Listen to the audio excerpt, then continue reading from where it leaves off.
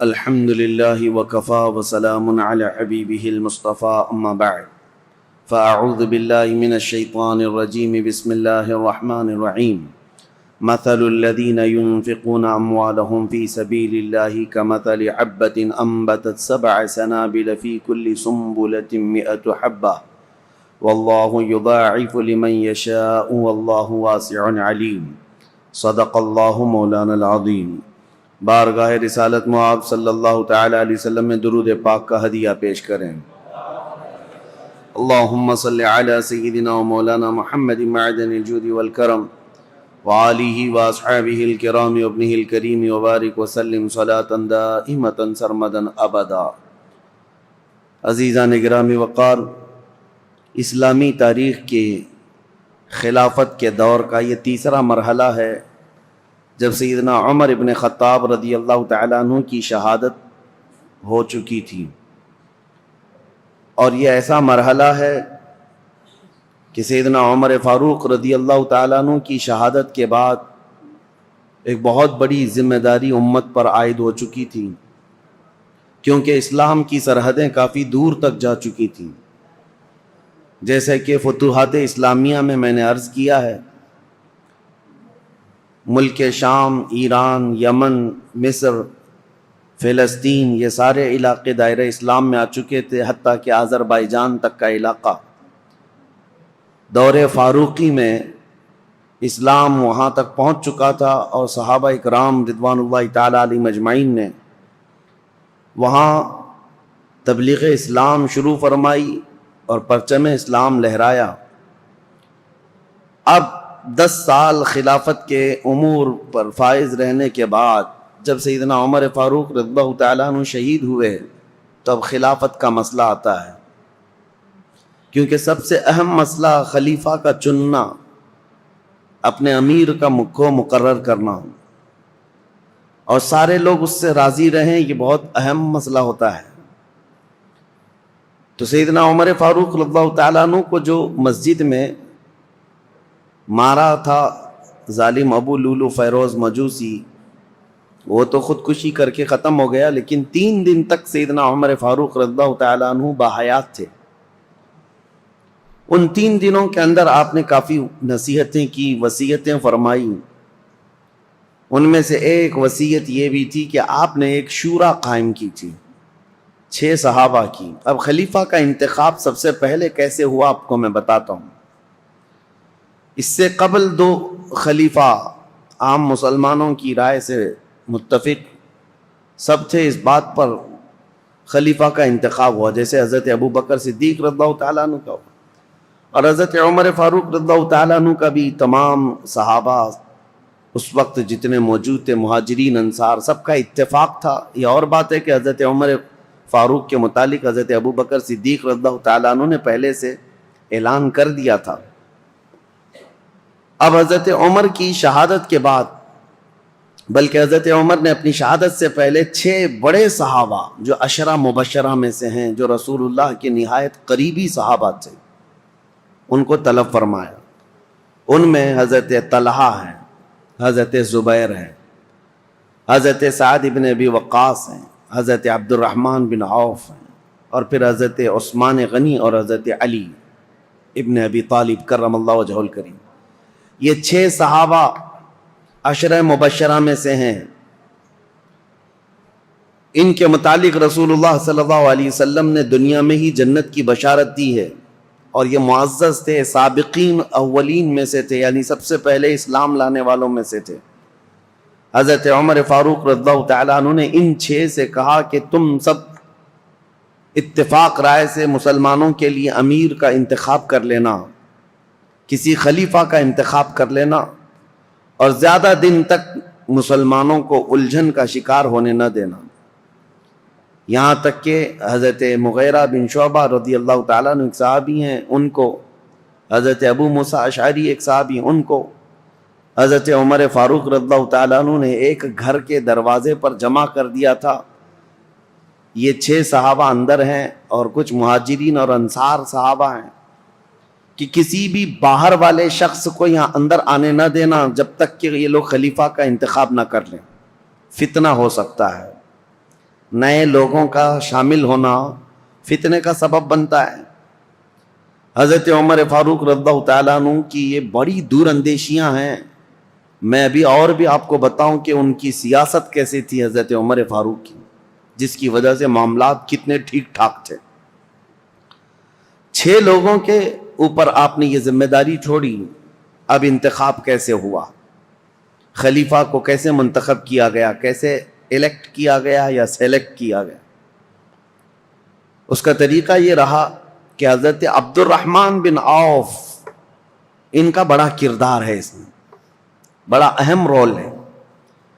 یہ پہلے مدینہ طیبہ میں مہاجرین اور انصار صحابہ کے پاس قریب جا جا کر کے ان کی رائے لیتے تھے۔ تم بتاؤ تمہاری رائے کیا ہے، تم بتاؤ تمہاری رائے کیا ہے، رسول اللہ صلی اللہ علیہ وسلم کے اصحاب میں سب سے افضل اب کون ہے اور کس کو خلیفہ ہونا چاہیے؟ تو اکثر مہاجرین اور انصار حضرت عثمان غنی کے بارے میں کہتے تھے کہ حضرت عثمان بن عفان کو ہونا چاہیے، کیونکہ وہ داماد رسول بھی ہیں اور اسلام پر ان کا بڑا احسان ہے، امت پر، اور بڑے فیاض ہیں، سخی ہیں۔ اس اعتبار سے اب اس کے بعد سب کی رائے لے کر کے حضرت عبد الرحمن بن عوف آئے اور پھر حضرت عمر فاروق کا انتقال ہو گیا۔ پھر یہ 6 لوگ بیٹھے ہیں تو عبد الرحمن بن عوف کھڑے ہوئے، کہا میری تو خواہش نہیں ہے خلیفہ بننے کی۔ حضرت عمر نے 6 لوگوں کا نام دیا تھا کہ 6 میں سے کوئی بھی ایک منتخب کر لو، میری تو خواہش نہیں ہے خلیفہ بننے کی۔ تو ان کی بات پر حضرت سعد بن ابی وقاص کھڑے ہوئے، کہا میری بھی خواہش نہیں ہے خلیفہ بننے کی۔ 2 تو نکل گئے۔ اس کے بعد حضرت عبد الرحمن بن عوف نے کہا یہ تعداد کو اور کم کرنا چاہیے۔ حضرت زبیر سے پوچھا آپ کی کیا خواہش ہے؟ کہا کہ میں اپنے لیے نہیں، حضرت علی کے لیے میں اپنے آپ کو ترجیح دیتا ہوں۔ سجیسٹ کیا کہ میری طرف سے حضرت علی کرم اللہ وجہہ الکریم۔ حضرت طلحہ سے پوچھا گیا آپ کی کیا رائے ہے؟ انہوں نے کہا میں اپنی جو خواہش ہے یا میرے خلیفہ بننے کی اگر کسی نے امید رکھا ہو تو میں یہ سارا قربان کرتا ہوں حضرت عثمان غنی کے ہاتھ پر۔ 2 اور کم ہو گئے۔ حضرت طلحہ نے کہا میری خواہش نہیں ہے، میں حضرت عثمان کو سجیسٹ کرتا ہوں، اور حضرت زبیر نے کہا میں حضرت علی کو سجیسٹ کرتا ہوں۔ 4 کم ہو گئے یہ 6 کی شورا کی جماعت میں۔ پہلے 2 تو انہوں نے کہا ہم خلیفہ کے امیدوار ہے ہی نہیں۔ تو جب یہ 4 پیچھے ہٹ گئے تو اب حضرت علی اور حضرت عثمان 2 بچے تھے۔ حضرت عبد الرحمن بن عوف، اب ان دونوں کے درمیان کسی کو منتخب کرنا ہے۔ تو پہلے حضرت عثمان غنی کے پاس گئے، نہیں پہلے حضرت علی کرم اللہ وجہہ الکریم کے پاس گئے، کہا میں اللہ کے احکام اور رسول اللہ کی سنت پر اور آپ سے ہم سے پہلے جو گزر چکے 2 خلفاء کی سنت پر آپ سے بیعت لینا چاہوں، تو آپ کا کیا ارادہ ہے؟ حضرت علی رضی اللہ تعالیٰ عنہ نے فرمایا دیکھا جائے گا۔ آپ نے اتنا ہی جواب دیا۔ اور اس کے بعد حضرت عبد الرحمن بن عوف نے کہا کہ اگر میں آپ کی بیعت نہ کروں، حضرت علی سے پوچھا آپ حقدار ہیں، ابھی امیدوار ہیں؟ حضرت عبد الرحمن بن عوف خود کہتے ہیں اگر میں آپ کی بیعت نہ کروں تو آپ میرے لیے کس کو مشورہ دیں گے آپ کے علاوہ؟ حضرت علی نے کہا اگر آپ میرے ہاتھ پہ نہیں بیعت کرنا چاہتے ہیں تو میں مشورہ دیتا ہوں کہ عثمان بن عفان کے ہاتھ پہ بیعت کرو۔ حضرت عبد الرحمن بن عوف پھر حضرت عثمان کے پاس آئے، کہا میں اللہ کے احکام اور رسول اللہ کی سنتوں پر اور 2 پیشتر خلفاء کی سنتوں پر آپ سے بیعت لینا چاہوں۔ تو حضرت عثمان غنی نے کہا ٹھیک ہے، انہوں نے منظوری دی۔ پھر حضرت عثمان غنی سے حضرت عبد الرحمن بن عوف نے یہ پوچھا کہ اگر میں آپ سے بیعت نہ کروں، آپ حقدار ہیں، آپ خلافت کے مستحق ہیں، اس کے باوجود اگر میں آپ کے ہاتھ میں بیعت نہ کروں تو میرے لیے کسی دوسرے آدمی کے متعلق آپ مشورہ دے سکتے ہیں، میں کس کے ہاتھ میں بیعت دوں؟ حضرت عثمان غنی نے کہا اگر آپ میرے ہاتھ پہ بیعت نہیں ہونا چاہتے تو میں مشورہ دیتا ہوں علی بن ابی طالب کے ہاتھ پہ ہو جائے۔ یا الگ الگ لے جا کر کے حضرت عبد الرحمن بن عوف نے پوچھا تھا، ان کو الگ لے جا کر، ان کو الگ لے جا کر، اور اس کے بعد پھر یہ بھی پوچھا تھا دونوں سے کہ اگر آپ کے ہاتھ پر بیعت نہ کی جائے تو کیا آپ کو اس کا خلق ہوگا؟ کہا قطعاً نہیں ہوگا، اس بات کا نہ غم ہوگا نہ قلق ہوگا۔ اس کے بعد حضرت عبد الرحمن بن عوف، مہاجرین اور انصار سب جماعت موجود تھی، اس جماعت کے درمیان آئے، اور یہ چھ صحابہ عشرہ مبشرہ یہ بھی آئے۔ تو حضرت عبد الرحمن بن عوف نے اپنا سارا ماجرا بتایا کہ لوگوں سے میں نے معلوم کیا، اور اس کے بعد حضرت علی سے بھی میں نے پوچھا، حضرت عثمان سے بھی پوچھا۔ لوگوں نے پوچھا کہ کیا معلوم کیا، کیا پوچھا آپ نے لوگوں سے، اور کیا آپ کو نتیجہ ملا؟ تو حضرت عبد الرحمن بن عوف نے کہا جو مجھے نتیجہ ملا وہ یہ ہے کہ حضرت عثمان کا ہاتھ پکڑتے ہیں اور کہتے ہیں میں اللہ اس کے رسول کے احکام پر ان کے ہاتھ پر بیعت کرتا ہوں۔ عبد الرحمن بن عوف رضی اللہ تعالیٰ عنہ کی بڑی عزت تھی، آپ نے جیسے ہی بیعت کیا، سیکنڈ نمبر پر سب سے پہلے حضرت علی کرم اللہ وجہہ الکریم نے بیعت کیا، کہا کہ ہم حضرت عثمان ابن عفان کو خلیفہ برحق تسلیم کرتے ہیں۔ اور اس کے بعد جوق در جوق مہاجرین اور انصار صحابہ کے جتنے بھی جماعتیں تھی، طبقے تھے، سبوں نے حضرت عثمان غنی کے ہاتھ پر بیعت کر لیا، اور بالاتفاق صحابہ کا اجماع ہوا اس بات پر، حضرت عثمان غنی کے ہاتھ پر سبوں نے بیعت کیا۔ لیکن ایک مسئلہ تھا، حضرت عثمان غنی رضی اللہ تعالیٰ عنہ خلیفہ تو مقرر ہو گئے، اس خلیفہ کے انتخاب میں تقریباً 15 سے 20 دن کا عرصہ گزر گیا۔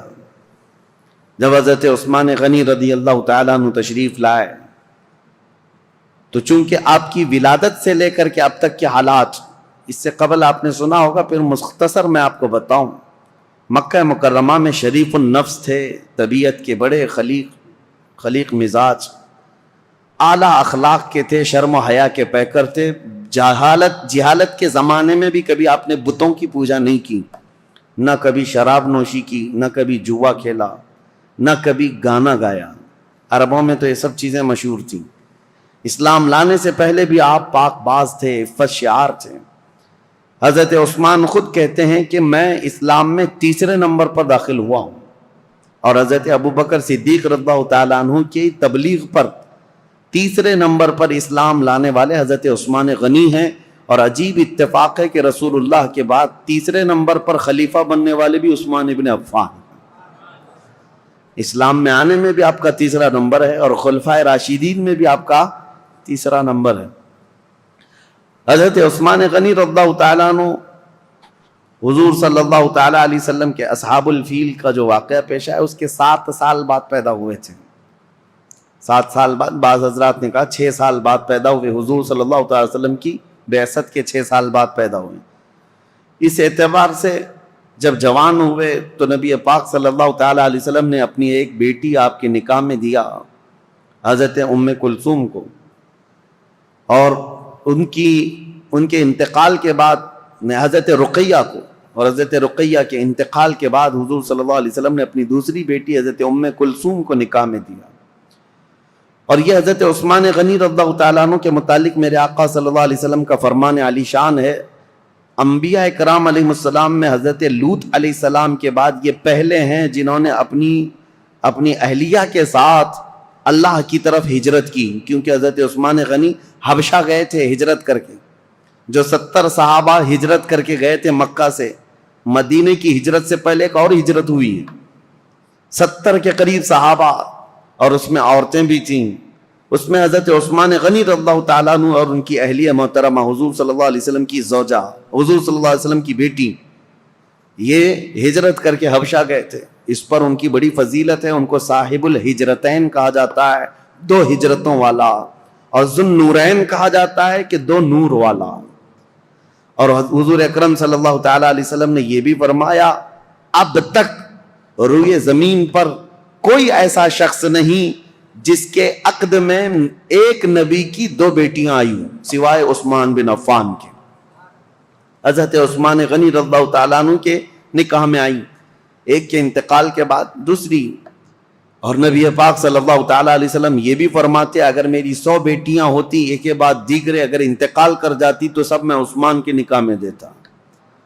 حضرت عثمان غنی کے متعلق میرے آقا یہ بھی فرماتے یہ میرے دادا میرے جد امجد حضرت ابراہیم علیہ السلام سے ملتے جلتے ہیں، اور یہ بھی فرمایا کہ عادتوں میں خصلتوں میں حضرت عثمان کے متعلق میرے آقا فرماتے کہ یہ میری عادتوں سے بہت ملتے جلتے ہیں۔ تو یہ رہے ان کے فضائل، یہ رہے ان کے اوصاف، ان کے کمالات، بلکہ ان کی فضیلتوں میں سب سے بڑی بات یہ ہے میرے آقا صلی اللہ تعالیٰ علیہ وسلم کی خود عادت کریمہ تھی۔ جب عثمان غنی حجرے میں آتے یا رسول اللہ کے پاس آتے، نبی پاک صلی اللہ تعالیٰ علیہ وسلم اپنے کپڑے سیدھے فرما لیتے، اگر پنڈلیوں تک بھی تہبند آ جاتی حضور کی تو آپ سیدھا کر لیتے، اور جب حضرت عثمان آتے تو حضور صلی اللہ تعالیٰ علیہ وسلم سیدھے ہو کر بیٹھ گئے یا اس طرح فرماتے۔ تو صحابہ حضرت عائشہ نے خود پوچھا تھا کہ عثمان کے آنے پر آپ اس طرح کیوں کرتے ہیں؟ میرے آقا صلی اللہ تعالیٰ علیہ وسلم فرماتے ہیں کیا میں اس شخص سے حیا نہ کروں جس سے اللہ کے فرشتے بھی حیا کرتے ہیں؟ وہ حیا کے پیکر تھے حضرت عثمان غنی رضی اللہ تعالیٰ عنہ۔ یہ ان کی فضیلت کے لیے سب سے بڑی بات ہے کہ اللہ کے فرشتے جس سے حیا کرتے ہوں، وہ عثمان بن عفان۔ اب خلافت کا دور شروع ہوا، لیکن ان کی قربانیاں بھی بہت ہیں۔ رسول اللہ صلی اللہ علیہ وسلم کے دور میں ان کے خلافت کا دور بیان کرنے سے پہلے یہ بات بھی ضروری ہے کہ ان کا جو احسان ہے وہ بھلایا نہیں جا سکتا۔ حضرت عثمان غنی کو اللہ تعالیٰ نے بے پناہ مال سے نوازا تھا۔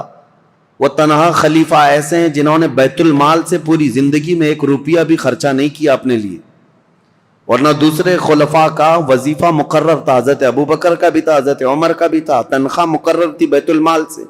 حضرت عثمان نے کوئی تنخواہ نہیں لی پوری زندگی بھر، بلکہ ان کا مال اتنا تھا کہ رسول پاک صلی اللہ تعالیٰ علیہ وسلم جیش العسرہ کے وقت، ایک جنگ میں جانے کے وقت ترغیب دے رہے تھے مسلمانوں کو کہ کوئی مال اللہ کی راہ میں خرچ کرے، تب حضرت عثمان غنی آئے تھے اور کہا تھا میری طرف سے 100 اونٹ اور ساز و سامان کے ساتھ۔ حضور صلی اللہ علیہ وسلم نے دوبارہ ترغیب دیا تو حضرت عثمان پھر کھڑے ہوئے کہا میری طرف سے 200 اونٹ اور ساز و سامان۔ تیسری مرتبہ حضور نے فرمایا تو حضرت عثمان کھڑے ہوئے کہا 300 اونٹ میری طرف سے اور ساز و سامان۔ نبی پاک صلی اللہ تعالیٰ علیہ وسلم کھڑے ہوئے، اور پھر حضرت عثمان غنی 1000 دینار، 40 دینار پر زکوٰۃ واجب ہوتی ہے، 7.5 تولہ سونے کے برابر 40 دینار ہوتے ہیں۔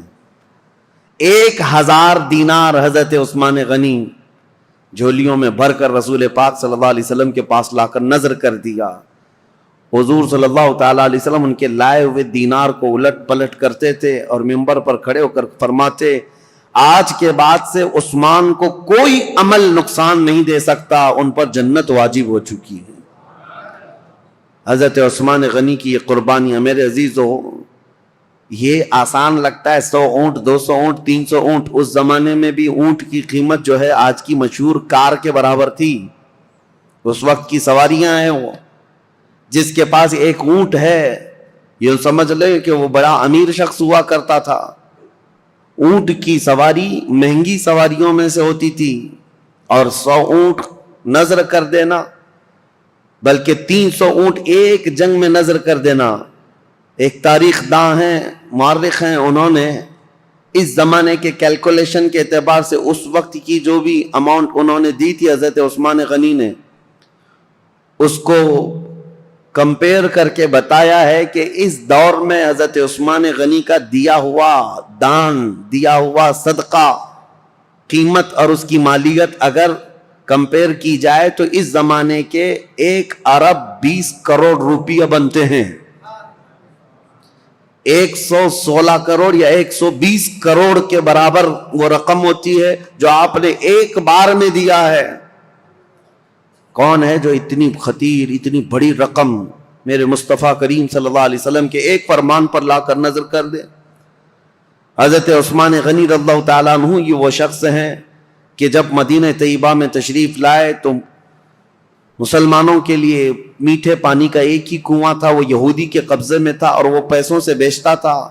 حضرت عثمان غنی رضی اللہ تعالیٰ عنہ نے حضور صلی اللہ علیہ وسلم کے اس فرمان پر کہ کون ہے جو یہ کنواں مسلمانوں کے لیے خریدے تو اس کے لیے جنت واجب ہے، یہ جنت کی نہر اس کے لیے، اپنے مال خاص سے اس کنویں کو خریدا حضرت عثمان غنی نے اور ہمیشہ کے لیے وقف کیا. بیر روما وہ کنواں آج بھی مدینے میں ہے اور پانی سے لبالب بھرا بھی ہے. مدینے والوں کے لیے پانی کا سب سے پہلے انتظام کرنے والے عثمان بن عفان ہیں. ان کے علاوہ مدینے کی تجارت کا جو سامان ہوا کرتا بازار میں، یہودی پورے مارکیٹ پر قبضہ کیے ہوئے رہتے تھے، باہر سے آتے تجارت کرتے اور پیسہ بہت زیادہ لے کر جاتے. حضرت عثمان غنی نے پورے بازار کو کیپچر کر لیا تھا. یہودی تجارت کے قافلے کو مدینہ آنے سے پہلے ہی روک لیتے تھے اور پورا مال خرید لیتے تھے اور مدینہ طیبہ میں لا کر 10 گنا زیادہ قیمتوں پر وہ مال بیچتے تھے.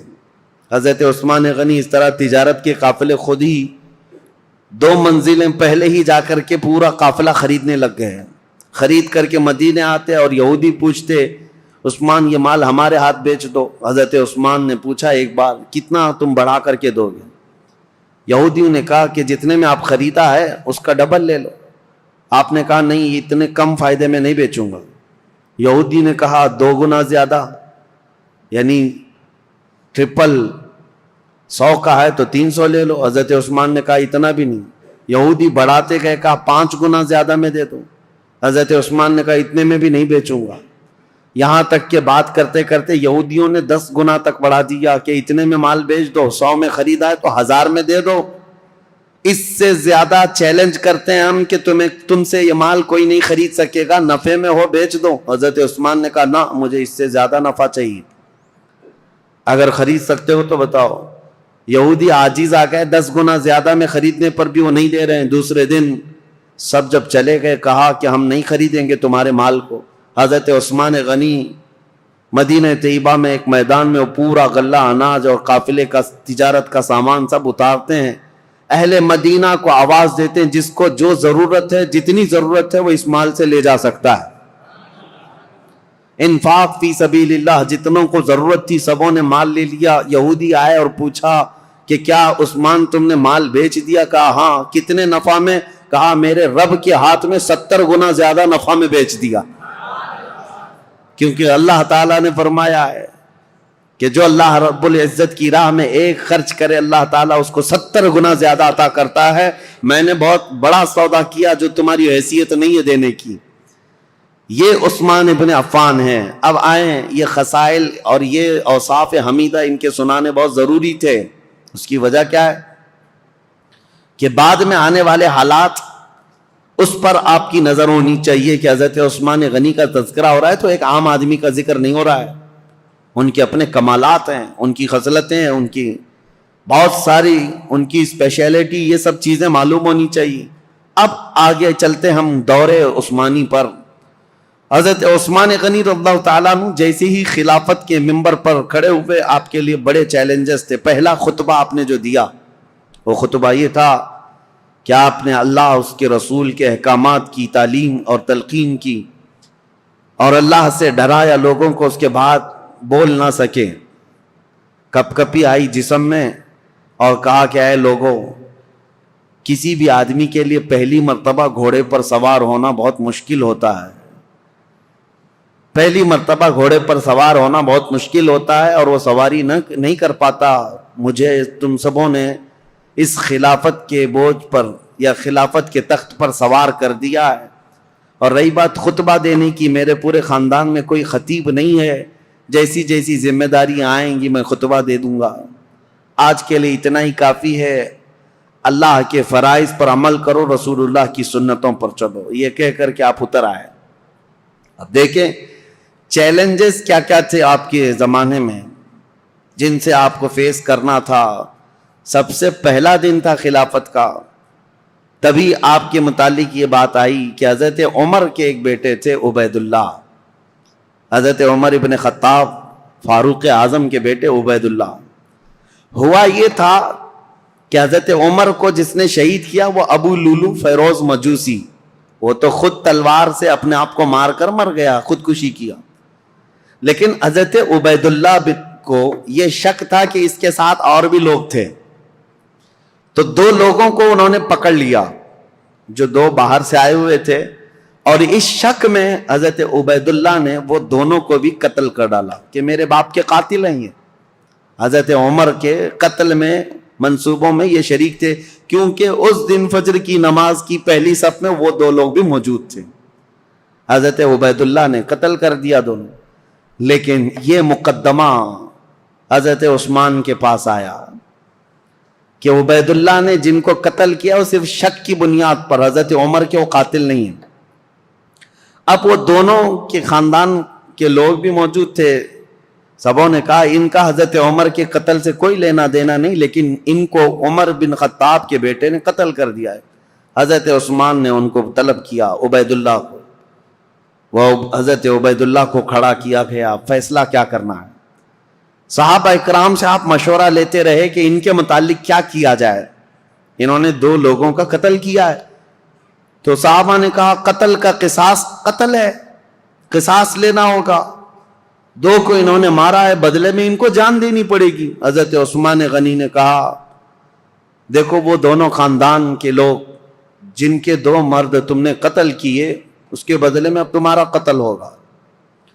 لیکن کچھ صحابہ آئے اور کہا عثمان ابن عفان سے، کہا یہ کیسی بات ہے کہ ابھی ابھی خلیفہ برحق عمر ابن خطاب کا انتقال ہوا، ان کے گھر والوں کے لیے بڑا صدمہ ہے کہ وہ بھی قتل ہوئے ہیں، شہید ہوئے ہیں، اور آج ہم ان کے بیٹے کو قتل کر رہے ہیں قصاص میں. حضرت عثمان طبیعت کے بڑے نرم مزاج ہیں، پہلے خلیفہ سے بالکل برعکس. یعنی حضرت عمر کے سے مزاج میں ان کا مزاج زمین آسمان کا فرق ہے. حضرت عثمان غنی رضی اللہ تعالیٰ عنہ نے وہ دونوں مقتول جو تھے، قتل ہوئے تھے، ان کے خاندان والوں سے کہا کہ اگر تم بدلے میں قصاص میں جان کے بدلے کوئی اور چیز طلب کرنا چاہو تو بتاؤ. انہوں نے کہا ہمیں مال کی ضرورت ہے. حضرت عثمان نے جتنا انہوں نے طلب کیا تھا اس کا 10 گنا بڑھا کر کے اپنے جیب خاص سے وہ دونوں کے قتل کی دیت عطا کر دی. خون بہا اس کو کہا جاتا تھا، اور قتل کے بدلے میں یہ فدیہ دے کر کے ان کو آزاد کر، ان کو رخصت کر دیا.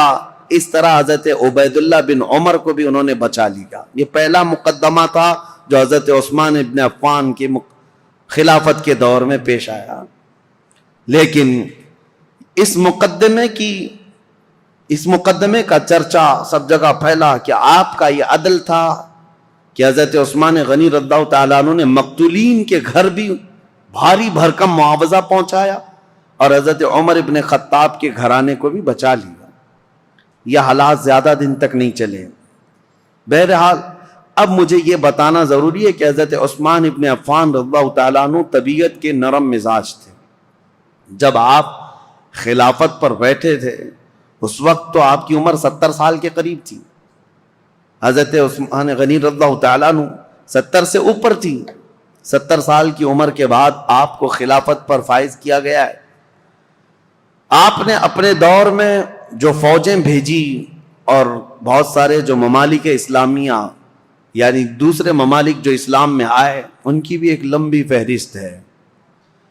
پہلا تو یہ ہے کہ حضرت عثمان ابن عفان رضی اللہ تعالیٰ عنہ کے دور میں اسپین جو اس زمانے میں اندلس کہا جاتا تھا، آج کا اسپین، یا حضرت عثمان غنی کے دور میں فتح ہوا. اور اسلامی فوجوں میں سب سے پہلے فوجیں پہلے میدان میں اتر کر کے لڑتی تھیں. لمبا سفر کیا ہے صحابہ نے.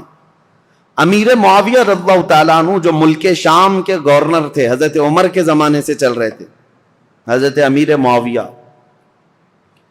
وہ ملک شام دمشق کے والی تھے، گورنر تھے. ان کی ایک خواہش تھی کہ قبرص جو آج ترکی کا حصہ ہے، سائپرس جس کو کہتے ہیں، یا قبرص، یہ وہی علاقے ہیں. اب یہ یورپ کی سرزمین پر آتے، یہاں تک جانے کے لیے سمندر کا سفر کر کے ہی جانا پڑتا، خشکی سے نہیں. تو حضرت امیر معاویہ کی یہ خواہش رہتی تھی کہ سمندر کا راستہ طے کر کے ہم جائیں گے، قبرص فتح کریں گے. وہاں زرخیزی بہت ہے، ہریالیاں بہت ہیں، بہت خوشگوار جگہ ہے. حضرت عمر فاروق رضی اللہ تعالیٰ عنہ نے صحابہ کو بلایا اور پوچھا کہ کشتی کا سفر کیسا ہوگا. اس وقت تک صحابہ سمندر کی کشتی کا سفر کر کے لمبا فاصلہ طے کر کے کہیں گئے نہیں، جنگ کے لیے. تو حضرت عمر نے جب یہ مشورہ لیا تو جس صحابی نے کشتی کی پوری ڈیٹیل بتائی وہ ایسی تھی کہ ایک بہت بڑا جانور ہے کشتی کے بارے میں، ایک بہت بڑا جانور ہے اور اس پر بیٹھنے والے کیڑوں کی طرح ہے، اور یہ لکڑا اگر پلٹ گیا تو سب غرق ہو جائیں گے، اور چلتا رہا تو سب لوگ چمکتے رہیں گے. اس طرح کشتی کے بارے میں انہوں نے بتایا. کشتی کا سفر فائدہ کم ہے، نقصان بہت زیادہ ہے. حضرت عمر رضی اللہ تعالیٰ عنہ نے فوراً ہی کہا تھا میں مسلمانوں میں سے کسی بھی جماعت کو ایسے سخت سفر پر روانہ کرنے کے لیے بالکل منظوری نہیں دے سکتا. تو حضرت عمر کے پورے دور میں سمندر کے سفر پر صحابہ کو کبھی بھیجا نہیں گیا تھا، جبکہ حضرت امیر معاویہ کی بڑی خواہش تھی کہ سمندر کا سفر طے کر کے جائیں گے اور اس علاقے کو بھی فتح کر کے دائرہ اسلام میں داخل کریں گے. ان کو اجازت کبھی نہیں ملی. اب حضرت عثمان کا دور آیا تو چونکہ حضرت امیر معاویہ حضرت عثمان غنی رضی اللہ تعالیٰ عنہ کے رشتہ داروں میں سے بھی ہیں، اور ایک بڑا الزام حضرت عثمان غنی پر یہی ہے کہ وہ رشتہ داروں کا بہت خیال کرتے تھے اور ان کو بہت زیادہ نوازتے تھے. یہ بات حقیقت ہے کہ حضرت عثمان غنی اپنے رشتہ داروں کے لیے بہت نرمی رکھتے اور اپنے مال سے بہت زیادہ ان کی مدد کیا کرتے تھے.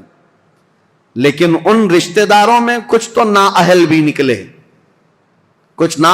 نکلے، بہرحال حضرت عثمان غنی رضی اللہ تعالیٰ عنہ نے حضرت امیر معاویہ کی اس درخواست کو منظور کر لیا کہ کشتی کا سفر کر کے یہ قبرص جائیں گے، ترکی کا سفر.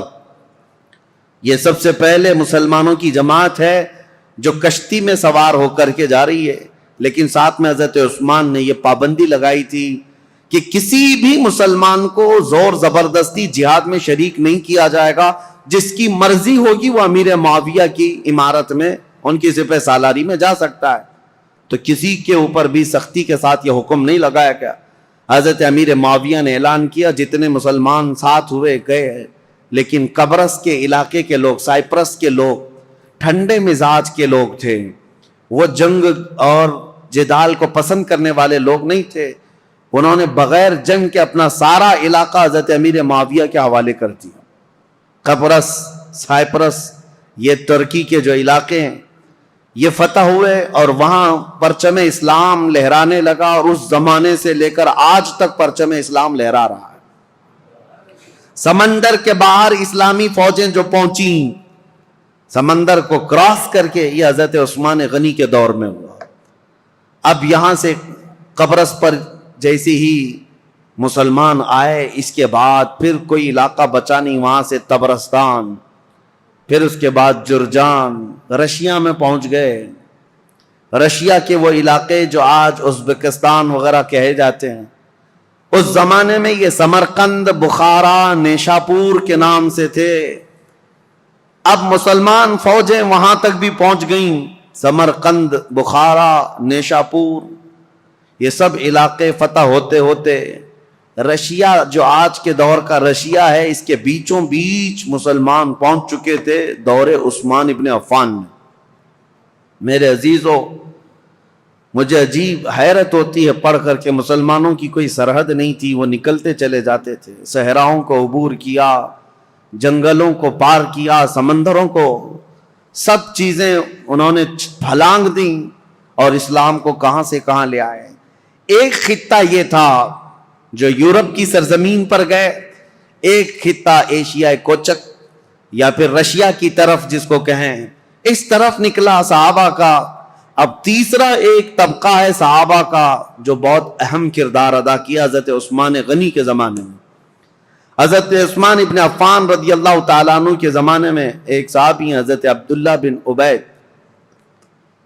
ان کو سپہ سالاری تھی اور یہ اپنی جماعت لے کر کے سب سے پہلے سارے علاقے پھلانتے ہوئے، عبداللہ بن ابی سرح جو مصر میں آئے تھے، یہاں سے انہوں نے سب سے پہلے جو داخلہ کیا وہ افریقہ کے جنگلات میں اور بربر قوم کے سامنے اسلام کو لے کر پہنچ گئے.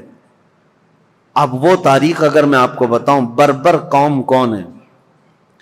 بربر یہ لفظ ہی مشہور ہو گیا، جب کبھی کوئی بہت زیادہ سختی کرتا ہے تو اس کو کہتے ہیں ظلم و بربریت.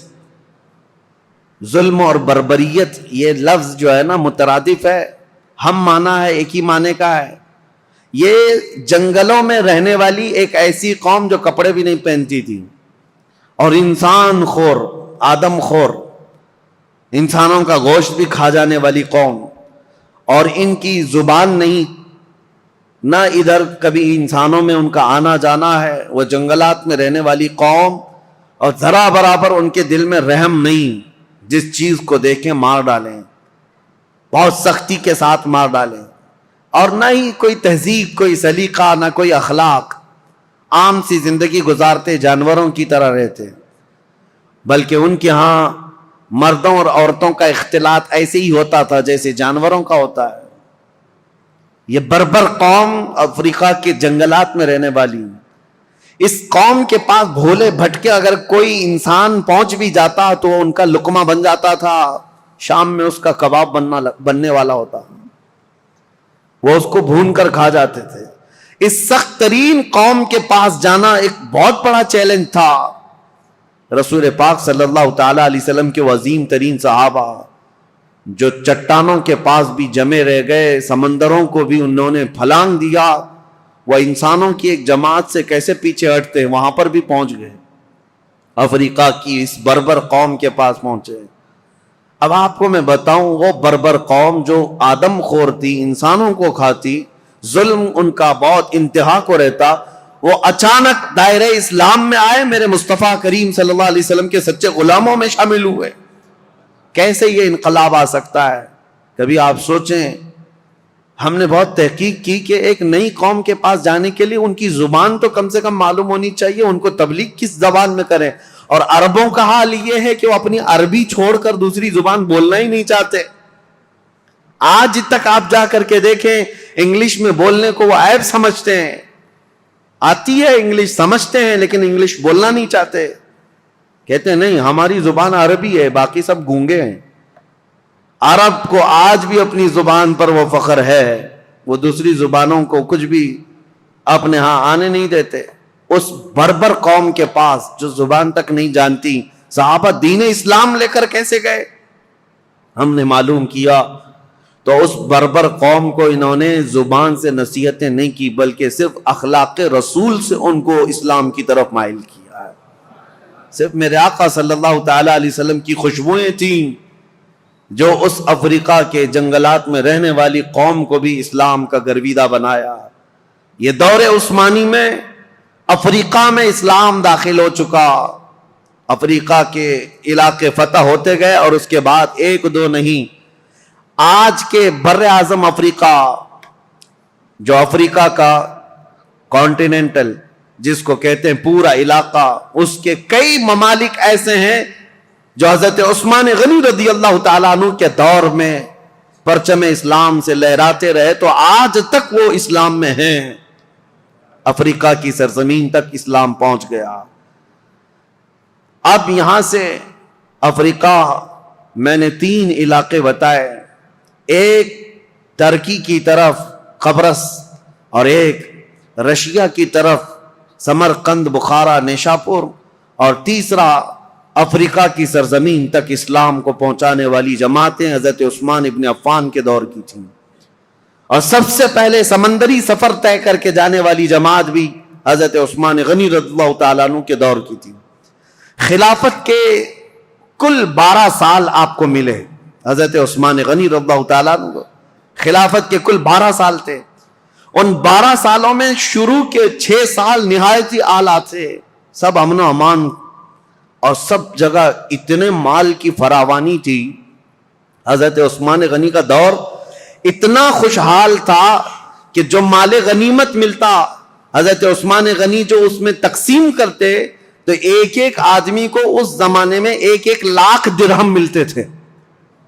1-1 لاکھ درہم، جس کی وجہ سے کچھ لوگوں میں نکما پن آ گیا. جب مال زیادہ آتا ہے تو کام کرنے کی اور کمانے کی عادت چھوٹنے لگتی ہے. پیسہ زیادہ آ گیا تو اب کیا کریں گے؟ عیش کریں گے. تو کچھ نوجوانوں کے اندر یہ خرابی آنے لگ گئی تھی، وہ گلیل لیتے تھے، کبوتروں کو مارتے اور کبوتر بازی کرنے لگتے، اڑاتے رہتے تھے. پیسے کا نشہ ہی کھیل کود میں لگا دیتا ہے. حضرت عثمان غنی رضی اللہ تعالیٰ عنہ نے اتنا مال تقسیم کیا تھا کہ یہ نکمے ہونے لگے. اس کے لیے باضابطہ طور پر ایک آفیسر، ایک وزیر بنایا حضرت عثمان غنی نے، اور اس سخت قسم کے وزیر، وہ صحابی رسول تھے، سب کی گلیلیں پکڑ کر انہوں نے کاٹ دی، اور جتنے کھیلتے تھے کبوتر ان سب کو قید کیا. یہ سختی کے ساتھ آپ نے کبوتر بازی کو بند کیا تھا. یہ صرف میں مثال کے لیے بتا رہا ہوں کہ فراوانی اتنی آئی، کشادگی اتنی آئی، خوشحالی اتنی آئی کہ ایک ایک شخص کو 1-1 لاکھ درہم ملا کرتے تھے مال غنیمت سے. اب یہ فراوانی آنے کے بعد ہی، اسی لیے کہتے ہیں نا، جب مال زیادہ ہوتا ہے تو لوگوں میں فتنے بھی بڑھنے لگ جاتے ہیں، فتنے بھی زیادہ ہونے لگتے ہیں. ایک بات آپ یاد رکھنا، اس مسجد کے صدر ٹرسٹی بننے کی بہت زیادہ خواہش ہوتی ہے جس مسجد کی انکم زیادہ ہوتی ہے. بہت سارے لوگوں کا یہ حال ہے. کسی غریب مسجد میں ٹرسٹی بناؤ، دوسرے دن استعفیٰ دے کے بھاگا آئے گا، یہاں تو کچھ ہے ہی نہیں، بلکہ بار بار چندہ کر کر کے امام کو دینا پڑتا ہے، بار بار چندہ کر کے مسجد کو دیکھنا پڑتا ہے. غریب مسجد کا جلدی کوئی بننا نہیں چاہتا. ہاں، جس کی بہت ساری دکانیں ہیں، بہت سارا اس کا انکم کا آنا جانا لگا ہوا ہے، دیکھو کتنے امیدوار ہیں، ہر گلی میں ایک صدر کھڑا ہے. مال زیادہ ہے تو فتنے بھی زیادہ. جب مال زیادہ بڑھنے لگتا ہے تو سب کی آنکھیں بھی کھل جاتی ہیں کہ ہمیں بھی خدمت کرنے کا موقع ملے. سب بات یہی کرتے ہیں، ہم کو بھی خدمت کرنے کا موقع ملے. اس میں کس کی خدمت کا؟ پیٹ کی خدمت کا. یہ موقع بہت سارے لوگوں کو چاہیے ہوتا ہے. اسی لیے سیدنا ابو بکر صدیق اور حضرت عمر کے دور کا یہ حال تھا کہ وہ بیت المال میں 1 درہم بھی بچاتے نہیں تھے، بانٹ کر کے جھاڑو بھی جھاڑ دیتے تھے. یہاں مال رہے گا تو فتنہ نہ ہونے پائے. اب 2 چیزیں حضرت عثمان غنی رضی اللہ تعالیٰ عنہ کے دور میں آئی اور مسلمانوں پر ایک بہت برا اثر قائم کر گئیں. ایک تو یہ تھی کہ خوشحالی بہت زیادہ آئی. اب اسلام بہت دور دور تک جا چکا ہے. ظاہر سی بات ہے، اتنی دور تک ایک خلیفہ کی نگرانی میں چل رہا اتنا بڑا خطہ. یہ ضروری تو نہیں کہ ہر اسلام میں آنے والا سب مخلص ہی ہوگا. کئی فتنے بھی تھے، کئی نئے لوگ اس میں آ رہے تھے. اب حضرت عثمان غنی رضی اللہ تعالیٰ عنہ کے دور خلافت میں جو بڑے معاملات پیش آئے اس کی طرف میں آتا ہوں. دوسرا ایک کام یہ ہو گیا تھا کہ حضرت عمر کے زمانے میں ان کی دور اندیشی دیکھیں. حضرت عمر کی، حضرت عمر نے ایک پابندی لگائی تھی. جو بڑے بڑے صحابہ تھے قریش خاندان کے، ان سب کو پابندی لگا رکھی تھی حضرت عمر نے کہ کوئی بھی مدینے کے باہر جائے گا نہیں. کیوں جانتے ہیں؟ میں پڑھ کر کے حیرت میں تھا کہ حضرت عمر نے یہ پابندی کیوں لگائی تھی. شہزادوں کو بھی پابندی تھی، بڑے صحابہ کو بھی پابندی تھی کہ باہر جائیں گے تو نئے نئے علاقے ہیں، اور رسول اللہ صلی اللہ علیہ وسلم کی رشتہ داری کا اعزاز لے کر یہ سب سر آنکھوں پر بٹھائیں گے اور ان کو اتنا چڑھائیں گے کہ خلیفہ کے خلاف بھڑکا بھی دیں گے، آپ ہی خلیفہ بن جائیں. ہر علاقے کا ایک پیر صاحب ہو جائے گا. حضرت عمر فاروق نے سب کو مدینے سے باہر جانے پر پابندی لگائی تھی کہ کوئی باہر نہیں جائیں گے. یہ ان کی دور اندیشی تھی. یہ نہیں ہے کہ مسلمانوں کا ایک خلیفہ پر متفق ہونا بہت ضروری ہے، ورنہ سب کا سب نظام درہم برہم ہو سکتا ہے. لیکن حضرت عثمان غنی نے یہ پابندی ہٹا دی تھی. اب ہوا یہ کہ جو بھی صحابی قریش خاندان سے باہر جاتے تھے، جو نئے علاقے اسلام میں آئے تھے، وہ جوک در جوک انہیں دیکھنے کے لیے آتے تھے. یہ رسول اللہ کے خاندان کے ہیں، یہ رسول پاک صلی اللہ تعالی علیہ وسلم کے اہل بیت میں سے ہیں، قریش سے ہیں، اور سب ان کے پاس جمع ہوتے. وہی جو دور اندیشی حضرت عمر کے زمانے میں تھی، حضرت عثمان غنی نے یہ سب چیزیں ہٹائی، اور اس کے بعد سب یہ چیزیں پھیلنے لگیں. صحابہ جو مدینے میں رہنے والے تھے وہ باہر جانے لگے. تو صحابہ کے دلوں میں اگرچہ بات نہیں آئی لیکن کچھ نہ کچھ جماعتیں بننی شروع ہو گئیں الگ الگ خیالات کے. حضرت عثمان غنی رضی اللہ تعالیٰ عنہ کے دور میں کچھ چیزیں ایسی آئیں جس کو آج تک یہودی اور عیسائی انگلی اٹھاتے ہیں ان کی خلافت کے دور کے متعلق. ان کو کہتے ہیں وہ کمزور خلیفہ تھے. نہیں، وہ بہت مضبوط خلیفہ تھے لیکن مزاج کے بڑے نرم تھے. مزاج کے بڑے نرم تھے. 6 سال آپ کی خلافت کے گزرے تھے. اس کے بعد کچھ ایسے معاملات پیش آئے کہ کچھ صحابہ جو کچھ علاقے کے گورنر تھے حضرت عثمان غنی نے ان کو معزول کر دیا. جیسے حضرت ابو ذر غفاری ملک شام میں کچھ علاقے کے گورنر تھے، آپ نے خط لکھ کر ان کو معزول کر دیا. حضرت عبداللہ بن مسعود بڑے صحابی ہیں، فقیہ صحابی، ان کو حضرت عثمان غنی نے معزول کر دیا. اور ان کے علاوہ حضرت ابو موسیٰ اشعری، حضرت مغیرہ بن شعبہ کوفہ کے والی تھے، ان کو آپ نے وہاں سے معزول کر دیا. یہ کبار صحابہ، بڑے بڑے صحابہ تھے. حضرت عثمان غنی نے جیسے ان کو معزول کیا، لوگوں میں ایک الگ سی بات پھیلنے لگ گئی. حضرت عثمان غنی کے متعلق لوگوں میں یہ توہمات پھیلنے لگ گئے کہ کبار صحابہ، کابر صحابہ کو انہوں نے ہٹا دیا. اور اتفاق ایسا تھا ان صحابہ کی جگہ پر جن کو نیا گورنر بنایا گیا تھا وہ کہیں نہ کہیں سے حضرت عثمان غنی کے رشتہ دار ہو جاتے. تو یہ الزام آپ کے اوپر تھا کہ آپ نے اکابر صحابہ کو ہٹا کر اپنے گھر والوں کو سب جگہ بٹھایا. حالانکہ یہ الزام نہایت غلط ہے. حضرت عثمان غنی نے جس کو بٹھایا اس جگہ کا جو اہل تھا یا لائق تھا اسی کو بٹھایا. اور کئی لوگوں کو جو آپ نے عبداللہ بن ابی سرح، حضرت عمرو بن عاص جنہوں نے پورا مصر فتح کیا ہے، ان کو بھی معزول کر دیا تھا حضرت عثمان نے. یہ سوال آپ سے کیا بھی گیا ہے کہ اتنے بڑے بڑے جگہوں پر آپ نے معزول کر دیا، حالات بدل جائیں گے، کیا ہوگا؟ ہر ایک کا جواب تھا، ہر ایک کا جواب تھا. اگر میں بتاؤں، حضرت مغیرہ بن شعبہ جو کوفہ کے گورنر تھے ان کو اس لیے ہٹایا کہ حضرت عمر نے انتقال سے پہلے ہی وصیت کر دیا تھا کہ میرے بعد جو آئے مغیرہ بن شعبہ کو کوفہ کے گورنر سے برخاست کر دیا جائے. وہ حضرت عمر کی وصیت تھی. اور حضرت عبداللہ بن مسعود نہایت عمر دراز ہو چکے تھے، بوڑھے ہو چکے تھے. تو حضرت عثمان نے ان کے بڑھاپے کی وجہ سے کہ کام کاج میں دقت آئے گی معزول کیا.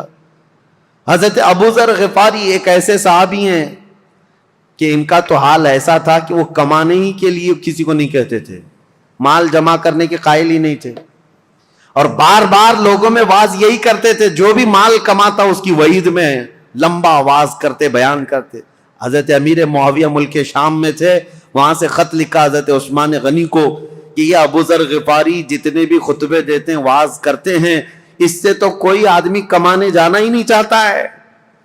اتنی مذمت کرتے ہیں اور خود کچھ بھی نہیں لیتے، پیبند لگے کپڑے اس میں کانٹے لگا کر پہنتے ہیں. نہایت سادگی والے تھے، دنیا چاہیے ہی نہیں تھی. تو حضرت امیر معاویہ نے کہا لوگ اگر نہ کمائیں اور اس طرح اپنے معاش کی طرف فکر نہ کریں تو ہم دولت اسلام کو کیسے چلائیں، سلطنت اسلام کو. حضرت امیر معاویہ کا خط آیا تو حضرت عثمان غنی نے حضرت ابو ذر غفاری کو، جس علاقے کے وہ گورنر تھے، معزول کر کے یہ کہا آپ میرے پاس مدینے آ جائیں، میرے ساتھ رہیے. آپ ایسا نہیں ہے کہ ان کو دشمنی میں معزول کیا. اور حضرت ابو ذر غفاری کو معزول کر کے اپنے پاس بلایا تو ایسا نہیں ہے کہ ان کے ساتھ بدسلوکی کی گئی، بلکہ حضرت ابو ذر غفاری کو حضرت عثمان نے کہا جب تک آپ مدینے میں رہیں گے آپ کی کفالت میرے ذمہ ہے، جتنا خرچہ جو کچھ بھی لگتا رہے گا وہ آپ میرے سے لیں گے. وہ حضرت ابو ذر غفاری کھڑے ہوئے کہا یہ بندہ کسی کا محتاج نہیں ہے، نہ حضرت عثمان غنی سے 1 روپیہ لیا، 1 سکہ لیا، کچھ نہیں. مدینے کے باہر ربضہ ایک علاقہ تھا، ویران جگہ تھی، وہاں کوئی نہیں رہتا تھا، تنہا پوری زندگی وہاں پر آپ نے بسر کر لی. ان کی بیوی ساتھ تھی، روایت میں موجود ہے جب ان کا انتقال ہوا تو ان کی بیوی چوراہے پر آ کر کھڑے ہو کر اعلان کرتی تھی کہ کوئی آ جائے، میرے شوہر کا انتقال ہوا، جنازہ اٹھانا ہے.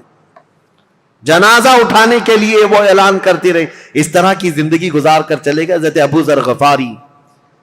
تو وہ تو نہایت سادہ مزاج تھے. حضرت عثمان غنی نے ان کو اگر گورنری سے معزول کیا تھا تو صرف اس لیے، باقی ان کو کوئی اس طرح کی بدسلوکی کرنا یا ان کے ساتھ برا سلوک کرنا قطعاً مقصد نہیں تھا۔ اور کچھ صحابہ کے بعد حضرت عمرو بن عاص، یہ مصر کے فاتح ہیں، مصر فتح کرنے والے، ان کو کیوں آپ نے معزول کیا؟ اس کی وجہ یہ ہے کہ مصر کی آمدنی اچھی خاصی تھی، حضرت عمرو بن عاص اس پر توجہ نہیں دیتے تھے۔ حضرت عثمان غنی نے لکھ کر کے بھیجا کہ مصر کی آمدنی بڑھتی جا رہی ہے، آپ اس میں اضافہ کریں۔ حضرت عمرو بن عاص اس پر توجہ نہیں دیتے، تو آپ نے ان کو ہٹایا۔ عبداللہ بن ابی سرح ایک دوسرے وہاں پر صحابی تھے، ان کو مصر کی گورنری دی، اور حالانکہ دو علاقوں میں رہنے کی وجہ سے عمرو بن عاص اور عبداللہ بن ابی سرح کے درمیان کچھ نہ کچھ باتیں چلتی رہتی تھی۔ لوگ یہ کہتے تھے کہ دونوں کی بنتی نہیں، کچھ معاملات رہے ہوں گے۔ تو عبداللہ بن ابی سرح کو حضرت عثمان غنی نے مصر کا والی گورنر بنایا۔ انہوں نے 1 سال میں پورے مصر کی آمدنی کو ڈبل کر کے دکھایا۔ تو حضرت عثمان غنی کا فیصلہ برحق تھا، اس میں کسی کے بھی ساتھ حضرت عثمان غنی نے ناانصافی نہیں کی، لیکن دشمنان اسلام یہ لسٹ لے کر کے گھومتے ہیں کہ یہ بڑے بڑے صحابہ کو انہوں نے معزول کر دیا اور ان کی جگہ پر اپنے رشتہ داروں کو بٹھایا۔ حالانکہ عبداللہ بن ابی سرح جن کو گورنر بنایا تھا مصر کا، یہ حضرت عثمان غنی کا رشتہ دار تھے، لیکن چند سال نہیں گزرے ہوں گے حضرت عثمان نے ان کو بھی گورنری سے ہٹایا۔ یہ معاملات پیش آتے رہے، اب ایک فتنہ جنم لیتا ہے۔ اب میں آپ کو بتاؤں تاریخ کی وہ سچائیاں، بلکہ وہ کڑوی حقیقت جس سے آج تک پوری دنیا جوجھ رہی ہے مسلمانوں کی۔ آج تک پوری کائنات میں جتنے بھی مسلمان ہیں، یہ فرقے جو پیدا ہوئے، اس کی بنیاد کہاں سے شروع ہوئی؟ کس نے یہ بیج بویا تھا مسلمانوں کے بیچ؟ یہ فرقے کیسے پیدا ہو گئے؟ اتنی جماعتیں کیسے ہو گئی؟ یہ تاریخ آج سننا آپ کے لیے بہت ضروری ہے۔ حضرت عثمان غنی کے دور میں جو لوگ اسلام میں آئے تھے، میں کہہ رہا ہوں کہ یہ ضروری نہیں کہ سب کے سب مخلص اخلاص کے ساتھ آئے ہوں، کچھ تو ایسے ہی در پردہ تھے، منافقین بھی تھے۔ جب رسول اللہ کے زمانے میں تھے تو ان کے زمانے میں کیوں نہیں؟ ایک شخص ایسا ہے ایران کا رہنے والا، ایرانی لوگوں کو اس زمانے میں سخت خلش تھی عربوں سے۔ میں نے بتایا عربوں کی دشمنی تھی ان کے ساتھ۔ جب کسرا کی حکومت چلتی تھی تو ایرانیوں کی عربوں سے نہیں جمتی تھی، برسوں کی دشمنی ہے۔ عرب کا کوئی شخص ایران میں آ بھی جاتا تو اس کے کندھے کاٹ جاتے تھے۔ یہ بادشاہ، ایک کا نام ہی ذوالأکتاف تھا جو کندھے کاٹنے میں مشہور تھا عربوں کے۔ اور ایرانی اگر عربوں کے پاس آتے تو ایسا نہیں ہے کہ عرب انہیں چھوڑ دیتے تھے، عرب بھی جو ہے ان کے ساتھ بھرپور مقابلہ کرتے تھے۔ تو یہ دشمنی کے بعد جب اسلام آ گیا تو ظاہر سی بات ہے ایران میں اب مسلمان تھے، لیکن وہ عربوں کی حکومت کے نیچے تھے۔ حکومت کون کر رہا تھا ان کے اوپر؟ عرب کر رہے تھے۔ اور اسی ایران کے رہنے والے ایک باشندے کی بات تاریخ میں نے اس سے قبل بھی بیان کیا، لیکن آج بھی نوجوانوں بہت توجہ سے سننا اور تاریخ کا یہ نام ہمیشہ یاد رکھ لینا۔ عبداللہ بن سبا، ایک یہودی شخص، یہودی بھی اسلام میں آئے ہیں، عیسائی بھی آئے، یہودی تھا، یہ اسلام لایا۔ عبداللہ بن سبا، یاد رکھو عبداللہ بن سبا، یہ اسلام لایا، اور اسلام لانے کے بعد یہ مسلمانوں کی جماعت میں آیا، لیکن پکا مسلمان نہیں تھا، یہ یہودی ہی تھا۔ اس نے دیکھا کہ ان عربوں کی حکومت پوری دنیا میں پھیلتی جا رہی ہے، انہوں نے ایران کو فتح کر لیا، شام کو فتح کر لیا، روم کو فتح کر لیا۔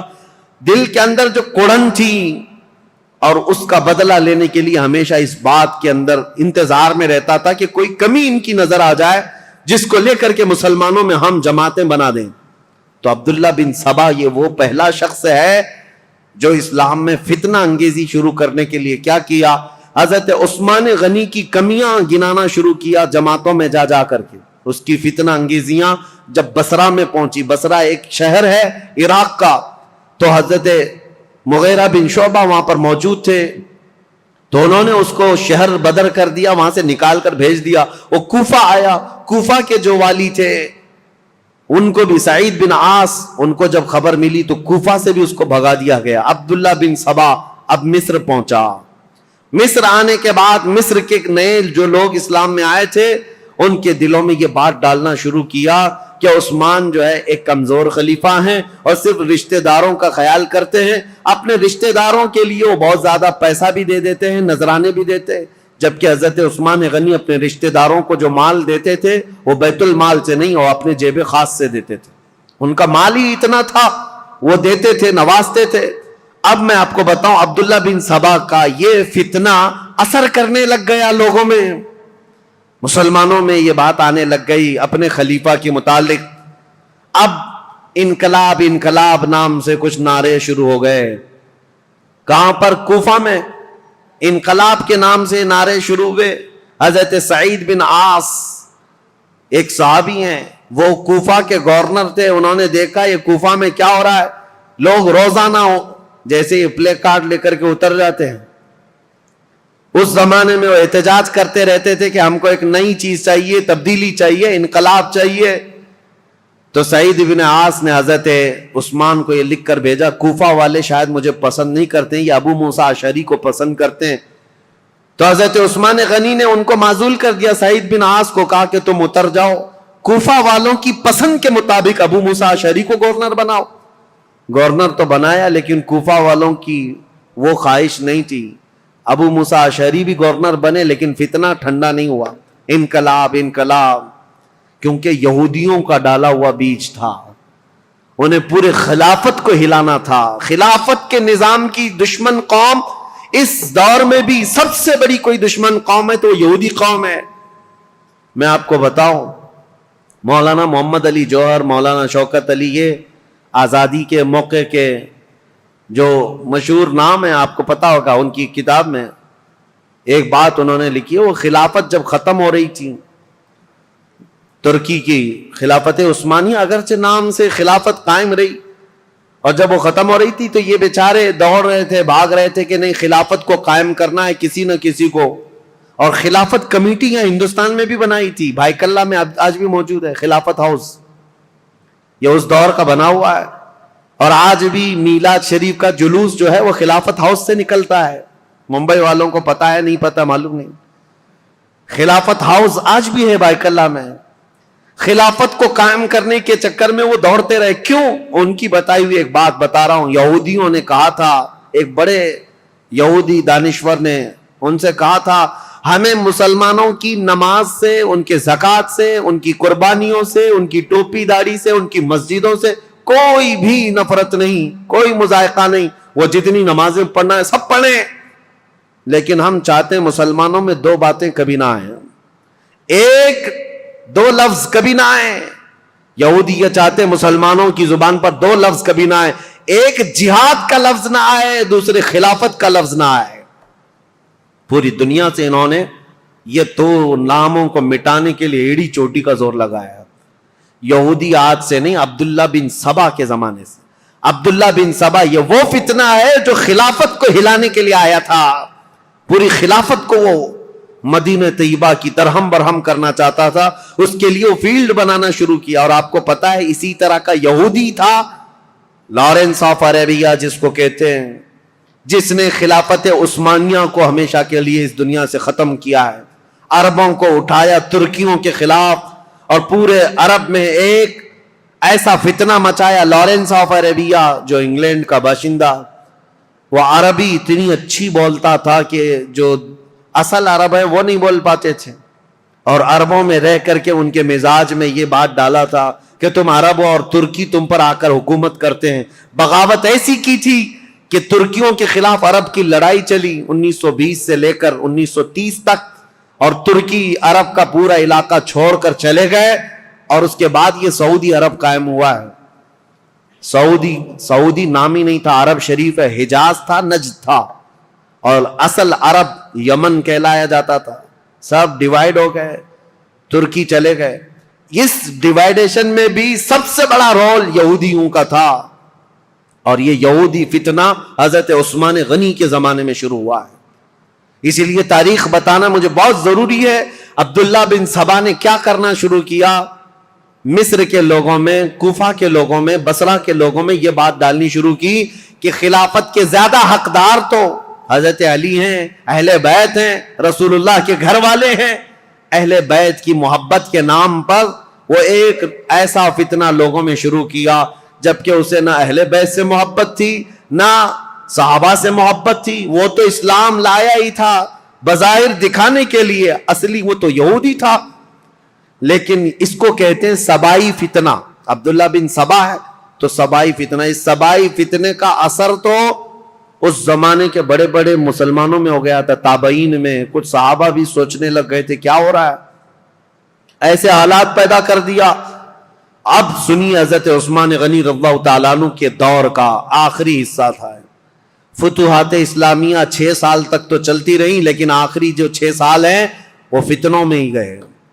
ایسے فتنے کہ کبھی انقلاب کے نام پر وہاں جماعت کھڑی ہو رہی، کبھی انقلاب کے نام پر یہاں، اور حتیٰ کہ یہ لوگ مطالبہ کرنا بھی شروع کر دیے کہ عثمان بن عفان کو کرسی سے ہٹایا جائے۔ لیکن مدینے میں جو صحابہ تھے وہ اس کے سخت خلاف تھے، کسی کو آواز اٹھانے نہیں دیتے تھے۔ مدینے میں جو صحابہ اکابر صحابہ تھے وہ جانتے تھے خلافت کو ہلانے کا مطلب ہے پورے خطہ اسلام کو ہلا دینا۔ پھر جو علاقے مسلمانوں کے زیر نگیں آئے ہیں وہ سب کے سب پھر واپس چلے جائیں گے۔ رعب و دبدبہ پورے خطوں پر ایسا قائم تھا خلیفہ وقت کا، کسی کی مجال نہیں ہوتی تھی۔ تو خلافت کو ہلانا مطلب اتنے بڑے خطے کو، کہاں نیشاپور، سمرقند، بخارا، قبرص، ترکی اور افریقہ کی سرزمین تک جو خلافت کا دائرہ پھیلا ہے، ایک ہی خلیفہ ہے، اور ایک پلر کو ہلانے کا مطلب سمجھتے ہیں۔ صحابہ جو مدینے کے تھے وہ اس باریکی کو سمجھتے تھے، لیکن جو نئے آئے ہوئے تھے، جوان لوگ تھے، یہ جوش میں اڑے جا رہے تھے، اڑے جا رہے تھے۔ اور اس کے بعد یہ فتنہ ابھرتا ہوا یہاں تک پہنچا کہ مصر میں عبداللہ بن ابی سرح، جس کے بارے میں بتا رہا ہوں، یہ حضرت عثمان غنی رضی اللہ تعالیٰ عنہ کا رشتہ دار بھی تھا۔ اس کے خلاف مصر کے بہت سارے لوگوں نے شکایتیں کی کہ یہ بہت سختی کرتا ہے، ایسا ہے، فلاں ہے، بہت ساری شکایتیں آتی رہیں۔ حضرت عثمان غنی رضی اللہ تعالیٰ عنہ اس وقت ان شکایتوں کی طرف نظر نہیں فرماتے تھے، یہاں تک کہ ایک بار حضرت محمد بن ابو بکر، آپ سنیے حضرت عثمان غنی رضی اللہ تعالیٰ عنہ کے دور کا یہ سب سے کڑوا واقعہ ہے، بہت کڑوا واقعہ۔ لوگ سنتے ہیں کربلا کی شہادت اور کربلا میں ہونے والے حالات، لیکن حضرت عثمان غنی کے آخری دور کا یہ واقعہ بہت ہی دردناک ہے۔ حضرت محمد بن ابو بکر جو صدیق اکبر کے بیٹے ہیں، یہ اور کئی صحابہ آئے مدینہ طیبہ میں۔ عبداللہ بن ابی سرح نے کیا کیا تھا، جتنے لوگ حضرت عثمان غنی کے پاس اس کی شکایت لے کر گئے تھے، حضرت عثمان غنی نے ڈانٹ ڈپٹ لگائی تھی ایک خط میں عبداللہ بن ابی سرح کو کہ تو اس طرح سے کر رہا ہے، توبہ کر، باز آ جا، لوگوں کے حقوق پر دست درازی نہ کر۔ یہ سب جو ڈانٹ لگائی تھی، عبداللہ بن ابی سرح نے کیا کیا، جتنے لوگ مدینے گئے تھے سب کا قتل کروا دیا۔ جو حضرت عثمان غنی کے پاس شکایت لے کر کے گئے تھے، واپس آنے کے بعد ان کا قتل کروا دیا۔ یہ بڑا معاملہ تھا۔ اس معاملے کو لے کر صحابہ آئے مسجد نبوی شریف میں، صحابہ کے درمیان یہ باتیں ہونے لگی کہ اس عبداللہ بن ابی سرح کا کیا کیا جائے۔ تو حضرت علی کے پاس یہ بات آئی تو حضرت علی نے کہا بالکل یہ قتل کا قصاص کا مقدمہ لے کر کے آئے ہیں، عبداللہ بن ابی سرح کو صرف معزول نہیں، اس کو قتل کرنا چاہیے۔ اتنے لوگوں کا قتل کیسے کیا؟ صرف شکایت کرنے کی بنیاد پر۔ اور دیگر صحابہ جو بڑے بڑے صحابہ، حضرت طلحہ، حضرت زبیر، یہ بہت سختی کے ساتھ حضرت عثمان سے بات کرنے لگے۔ حضرت سعد بن ابی وقاص گئے، انہوں نے بھی، حضرت عمرو بن عاص نے بھی، یہ بڑے اکابر صحابہ تھے، حضرت عثمان سے مطالبہ کرنے لگے کہ اتنے لوگوں کے قاتل کو آپ مصر کا گورنر کیسے بنا سکتے ہیں؟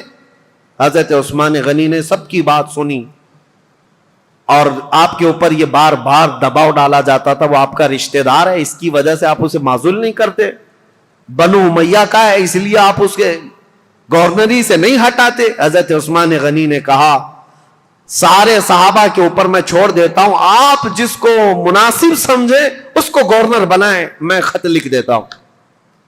تو جو صحابہ تھے انہوں نے حضرت محمد بن ابو بکر کو کہا کہ ان کو نیا گورنر بنایا جائے اور عبداللہ بن ابی سرح کو مصر کی گورنری سے ہٹا دیا جائے.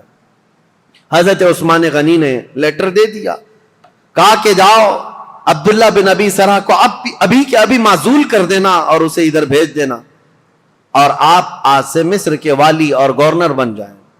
حضرت محمد بن ابو بکر جب جانے لگے تو انصار اور مہاجرین صحابہ کی ایک جماعت بھی آپ کے ساتھ جا رہی تھی کہ مصر کے حالات دیکھیں یہ امپلیمنٹ ہوتا ہے یا نہیں, اور مصر کے لوگوں کو سمجھائیں جو ابھی ابھی انقلاب نام سے اٹھے ہوئے ہیں, جن کو بلوائی کہتے ہیں, وہ کسی کے سمجھ میں بھی نہیں آتا. آج تک یہ ایجپشن ویسے ہی ہیں, ان کی کھوپڑی ہٹی رہتی ہے. یہ فرعونوں کے دور کے لوگ ہیں, فرعون ان کو ڈنڈے سے سیدھا کرتا رہا ہے. آج تک ایسی سخت قسم کی طبیعت رکھنے والے لوگ ہیں. ان کو سمجھانے کے لیے انصار اور مہاجرین صحابہ کی ایک پوری جماعت گئی. آپ سنیے ہوا کیا. حضرت عثمان غنی رضی اللہ تعالیٰ عنہ کے گھر میں پلتا تھا مروان بن حکم نام سے. یہ مروان بنو امیہ کا ایک شخص ہے, حضرت عثمان غنی کے خاندان میں رشتہ دار میں, لیکن صحیح آدمی نہیں تھا, عیاش طبیعت کا. مروان بن حکم حضرت عثمان غنی کے گھر پر رہتا تھا. یہ صحیح آدمی نہیں تھا, یہ ذہن میں رکھ لیں آپ. اس نے کیا حرکت کی, کتنی بڑی حرکت کی, پوری تاریخ میں یہ چیز موجود ہے. ایک طرف عبداللہ بن سبا نے فتنہ مچا دیا تھا پوری جگہ پر, لوگوں میں ورغلا دیا تھا اور نئی جماعت پیدا کرنے کے فراق میں تھا. اور اس کے بعد ادھر مروان بن حکم اور بنو امیہ کی کچھ حرکتیں ایسی, ادھر عبداللہ بن سرا مصر میں فتنہ, قتل کر دیا. حضرت عثمان غنی کے خاندان پر بڑے الزامات آ رہے تھے, لیکن صحابہ جانتے تھے عثمان بن عفان کی طہارت کیا ہے, ان کی پاکیزگی کیا ہے, ان کے اخلاق کیا ہے. اسی لیے سب سے پہلے میں نے ان کی فضیلتیں آپ کے سامنے رکھی تاکہ کسی کے ذہن میں یہ بات نہ آنے پائے حضرت عثمان غنی کیا ایسا کرتے تھے ویسا کرتے تھے. سب سے پہلے میں نے آپ کو ان کے فضائل سنائے, کسی ذہن میں شک و شبہ بھی نہ آئے. وہ رسول اللہ کے داماد ہیں, میرے آقا کے انتخاب ہیں, سابقون الاولون میں سے ہیں. حضور نے ان کے متعلق فرمایا عثمان کو اب اس کے بعد کوئی عمل نقصان نہیں پہنچا سکتا. بہرحال حضرت محمد بن ابو بکر جا رہے ہیں, کہاں؟ مصر جا رہے ہیں گورنری لینے کے لیے, اور انصار مہاجری صحابہ کے ساتھ جا رہے ہیں. ابھی 2-3 منزلیں طے کیے ہوئے تھے کہ ایک حبشی غلام کو اونٹنی پر بہت تیز رفتار دوڑتے ہوئے انہوں نے دیکھا. یہ انصار مہاجرین صحابہ کی جماعت دیکھا, وہ مشکوک لگ رہا تھا, یا تو وہ کسی کا قاصد تھا یا تو کسی کا بھاگا ہوا غلام تھا. صحابہ نے اسے پکڑ لیا, پوچھا کہاں جا رہے ہو؟ کہا خلیفہ اسلام امیر المومنین عثمان ابن عفان کا پیغام لے کر میں مصر کے گورنر کے پاس جا رہا ہوں. جو صحابہ تھے انہوں نے کہا مصر کے جو گورنر ہیں وہ یہاں ہیں, محمد بن ابو بکر, بات کرو کیا ہے. کہا نہیں, ان کے متعلق نہیں ہے وہ پیغام, ان کے متعلق نہیں ہے, یہ گورنر نہیں ہے. وہ پھر بھاگنے لگا تو اس کی تلاشی لی گئی, اس کے پاس کچھ نہیں ملا. اس کی ساری چیزیں تلاشی لی گئی, کچھ نہیں ملا. اور وہ تھوڑا آگے گیا تھا, حضرت محمد بن ابو بکر کو شک ہوا کہ کچھ تو ہے, یہ اس قدر مشکوک انداز میں کیوں جا رہا ہے. اس کو پھر سے پکڑا, اس کے پانی کا جو مشکیزہ تھا وہ بالکل سوکھا تھا, اس کو ہلایا تو اس کے اندر کوئی چیز تھی, اس کو پھاڑ دیا تو دیکھا ایک خط تھا مہر لگا ہوا. اور پہلے جو خط ہوتے تھے اس کو ڈامر جیسی ایک چیز آتی تھی, وہ لگا کر کے سیل بند کر دیا جاتا تھا, کوئی نہیں کھول سکتا. اور یہ سیل بند خلیفہ کا لیٹر ہوا کرتا. حضرت محمد بن ابو بکر وہ خط لے کر کے آئے, اور سارے صحابہ کی جماعت تھی, انصار اور مہاجرین کی, جو ابھی مصر جا رہے تھے. ان کے بیچ میں وہ خط لا کر کے کہا کہ کیا میں اس کو کھول کر کے پڑھوں؟ سبوں نے کہا کھول کر کے پڑھو. حضرت عثمان غنی سے ملاقات کیے ہوئے ابھی 1-2 دن ہوئے اور اتنی جلدی کوئی پیغام آیا. کھول کر کے جب خط پڑھا اس میں لکھا ہوا تھا عبداللہ بن ابی سرح کے نام, خلیفہ اسلام امیر المومنین عثمان بن عفان کی طرف سے خط ہے کہ اے عبداللہ بن ابی سرح, جیسے ہی محمد بن ابو بکر مصر آئے تو اسے قتل کر دینا. اور جو لوگ تیری شکایت لے کر کے آئے تھے ان کو کسی ہیلے بہانے سے مار دینا، ختم کر دینا، اور مدینے سے ایک جماعت جا رہی ہے ان کو ادھر ادھر منتشر کر دینا، اور تم اپنی گورنری پر برقرار رہنا فقط۔ سلام کے بعد حضرت عثمان بن عفان کی مہر لگی ہوئی ہے۔ یہ کتنا بڑا واقعہ ہے، حضرت عثمان غنی کی مہر لگی ہوئی ہے۔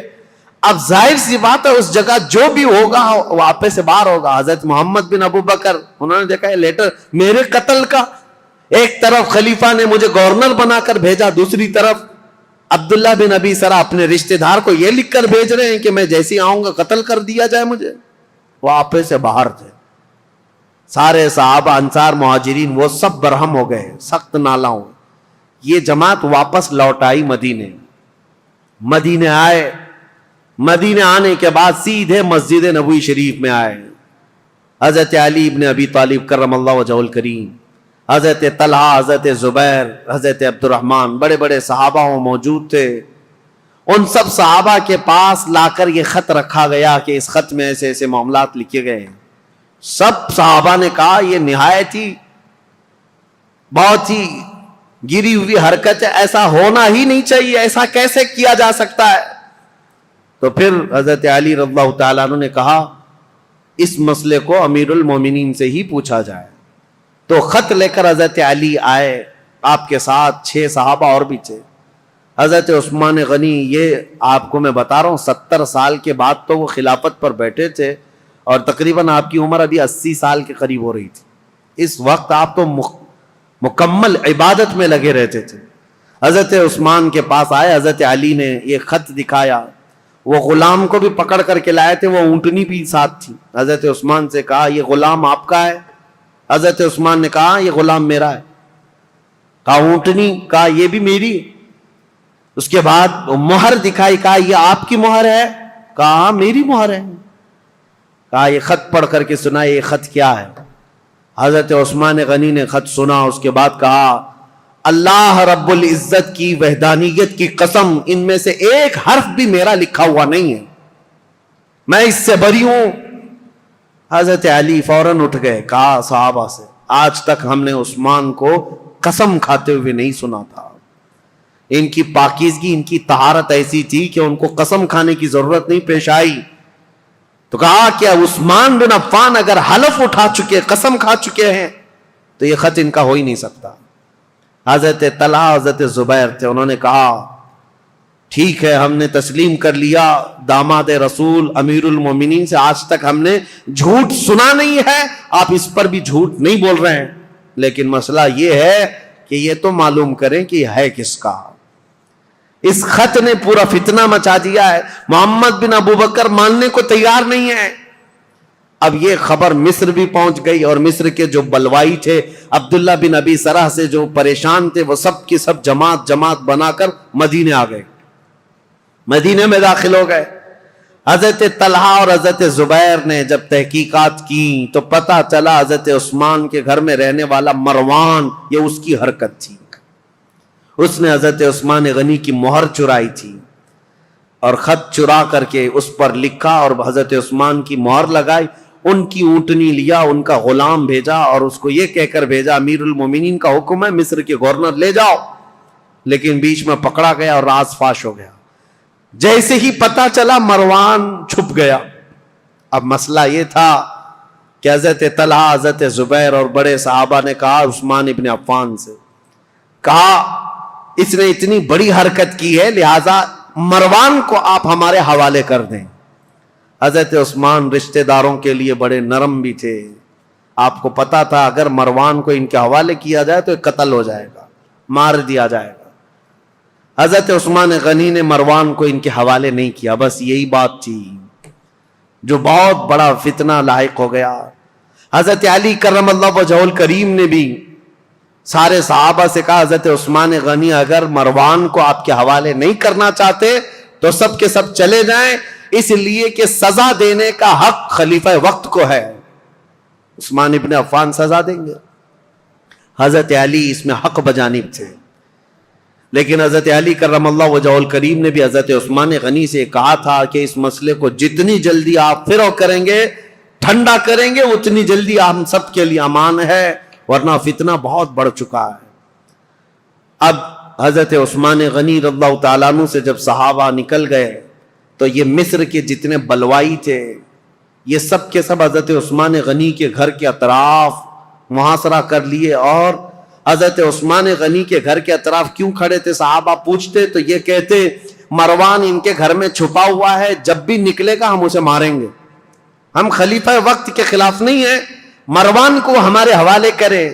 حالانکہ مروان کب کے ان کے گھر سے بھاگ کر ملک شام جا چکا تھا، حضرت عثمان کے گھر میں تھا بھی نہیں، لیکن یہ بلوائی اسی انتظار میں کہ مروان گھر کے اندر ہے محاصرہ کر کے رکھا۔ کتنے دن؟ 40 دن تک چلا تھا یہ محاصرہ، اور حضرت عثمان غنی پر ایک دانہ پانی بھی اندر جانے نہیں دیتے تھے۔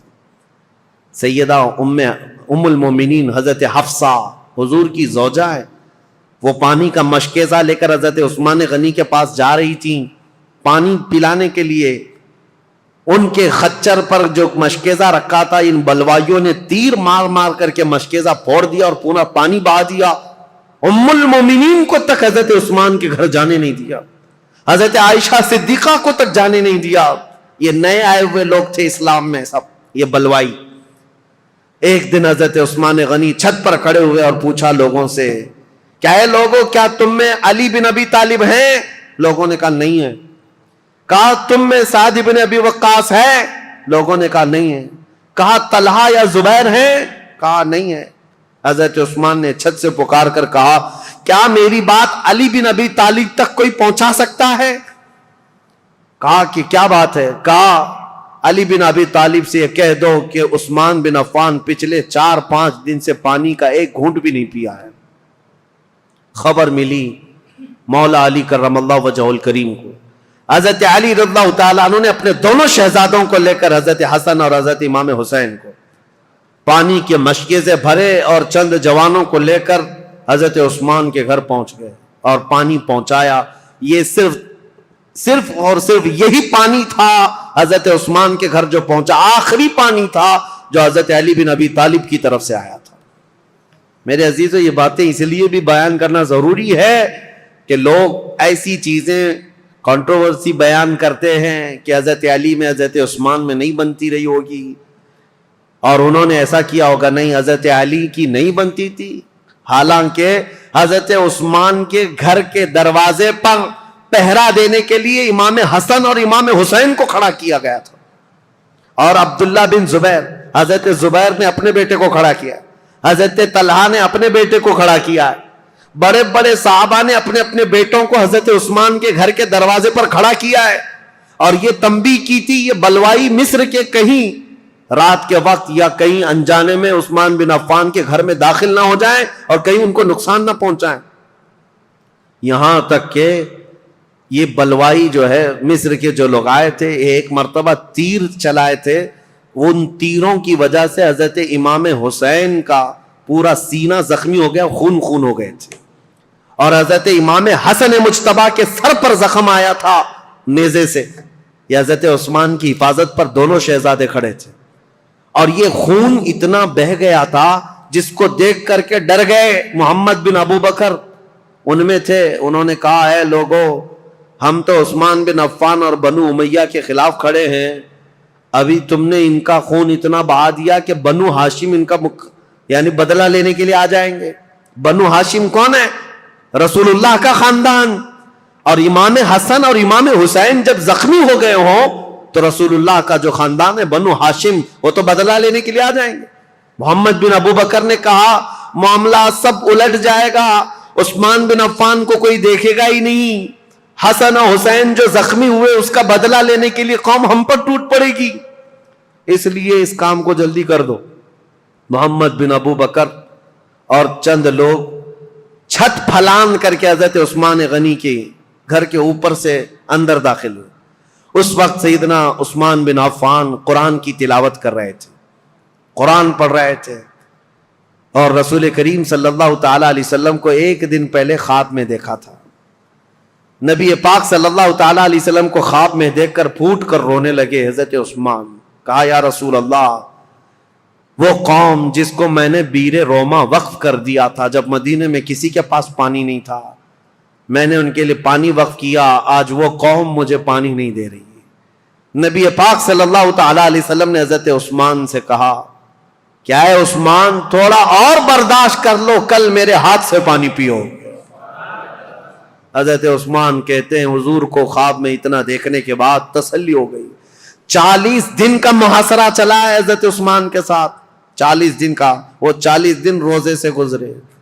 حضرت عثمان غنی رضی اللہ تعالیٰ عنہ کی یہ سختیاں، اور جب پانی بھی نہیں پہنچتا، کھانا بھی نہیں پہنچتا، اس وقت رسول کریم صلی اللہ تعالیٰ علیہ وسلم کے کئی صحابہ، میں یہ بات میں بتاتا ہوں، محمد بن ابو بکر چھت پھلانگ کر کے آئے تھے، اس سے پہلے کئی صحابہ آئے، حضرت طلحہ آئے، حضرت زبیر آئے اور دیگر بڑے صحابہ آئے۔ کہا امیر المومنین یہ حالات بڑے سخت ہو گئے، 3 باتوں میں سے ایک بات کر لیجیے آپ، یا تو آپ کسی چھپے ہوئے راستے سے ملک شام چلے جائیں، وہاں آپ کی حفاظت ہو سکتی ہے، یا تو پھر مروان کو پکڑوا کر کے اس کو سب کے سامنے سزا دے دیں، معاملہ ٹھنڈا ہو سکتا ہے، یا تو پھر آپ اپنی خلافت سے دستبردار ہو جائیے، خلافت سے آپ ہٹ جائیے۔ حضرت عثمان نے کہا یہ تینوں کام نہیں کر سکتا، مروان میرے پاس نہیں، رہی بات مجھے ملک شام جانے کی بات کر رہے ہو، حضرت عثمان غنی کہتے ہیں میرے جسم کے ٹکڑے ہو جائیں میں رسول اللہ کا مدینہ چھوڑ کر نہیں جا سکتا، میں رسول اللہ کا پڑوسی ہونے کے لیے اپنا وطن مکہ چھوڑ کر یہاں آیا، اپنی جان بچانے کے لیے میرے نبی کا شہر چھوڑ کر نہیں جا سکتا۔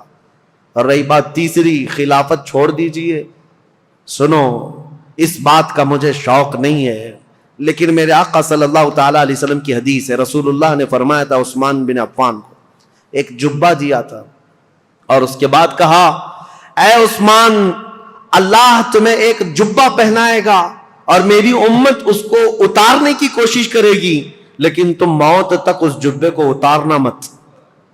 حضرت عثمان نے کہا اس جبے سے مراد رسول اللہ نے جو فرمایا تھا وہ خلافت کا جبہ تھا جو اللہ نے مجھے پہنایا، اور میں نے اپنی زندگی میں رسول صادق صلی اللہ علیہ وسلم کی بات سچ ہوتے دیکھا، قوم مجھ سے وہ جبہ اتارنے کی کوشش کر رہی ہے اور میں ابھی تک برقرار ہوں تو صرف رسول اللہ کے فرمان کی وجہ سے، میرے آقا نے فرمایا ہے۔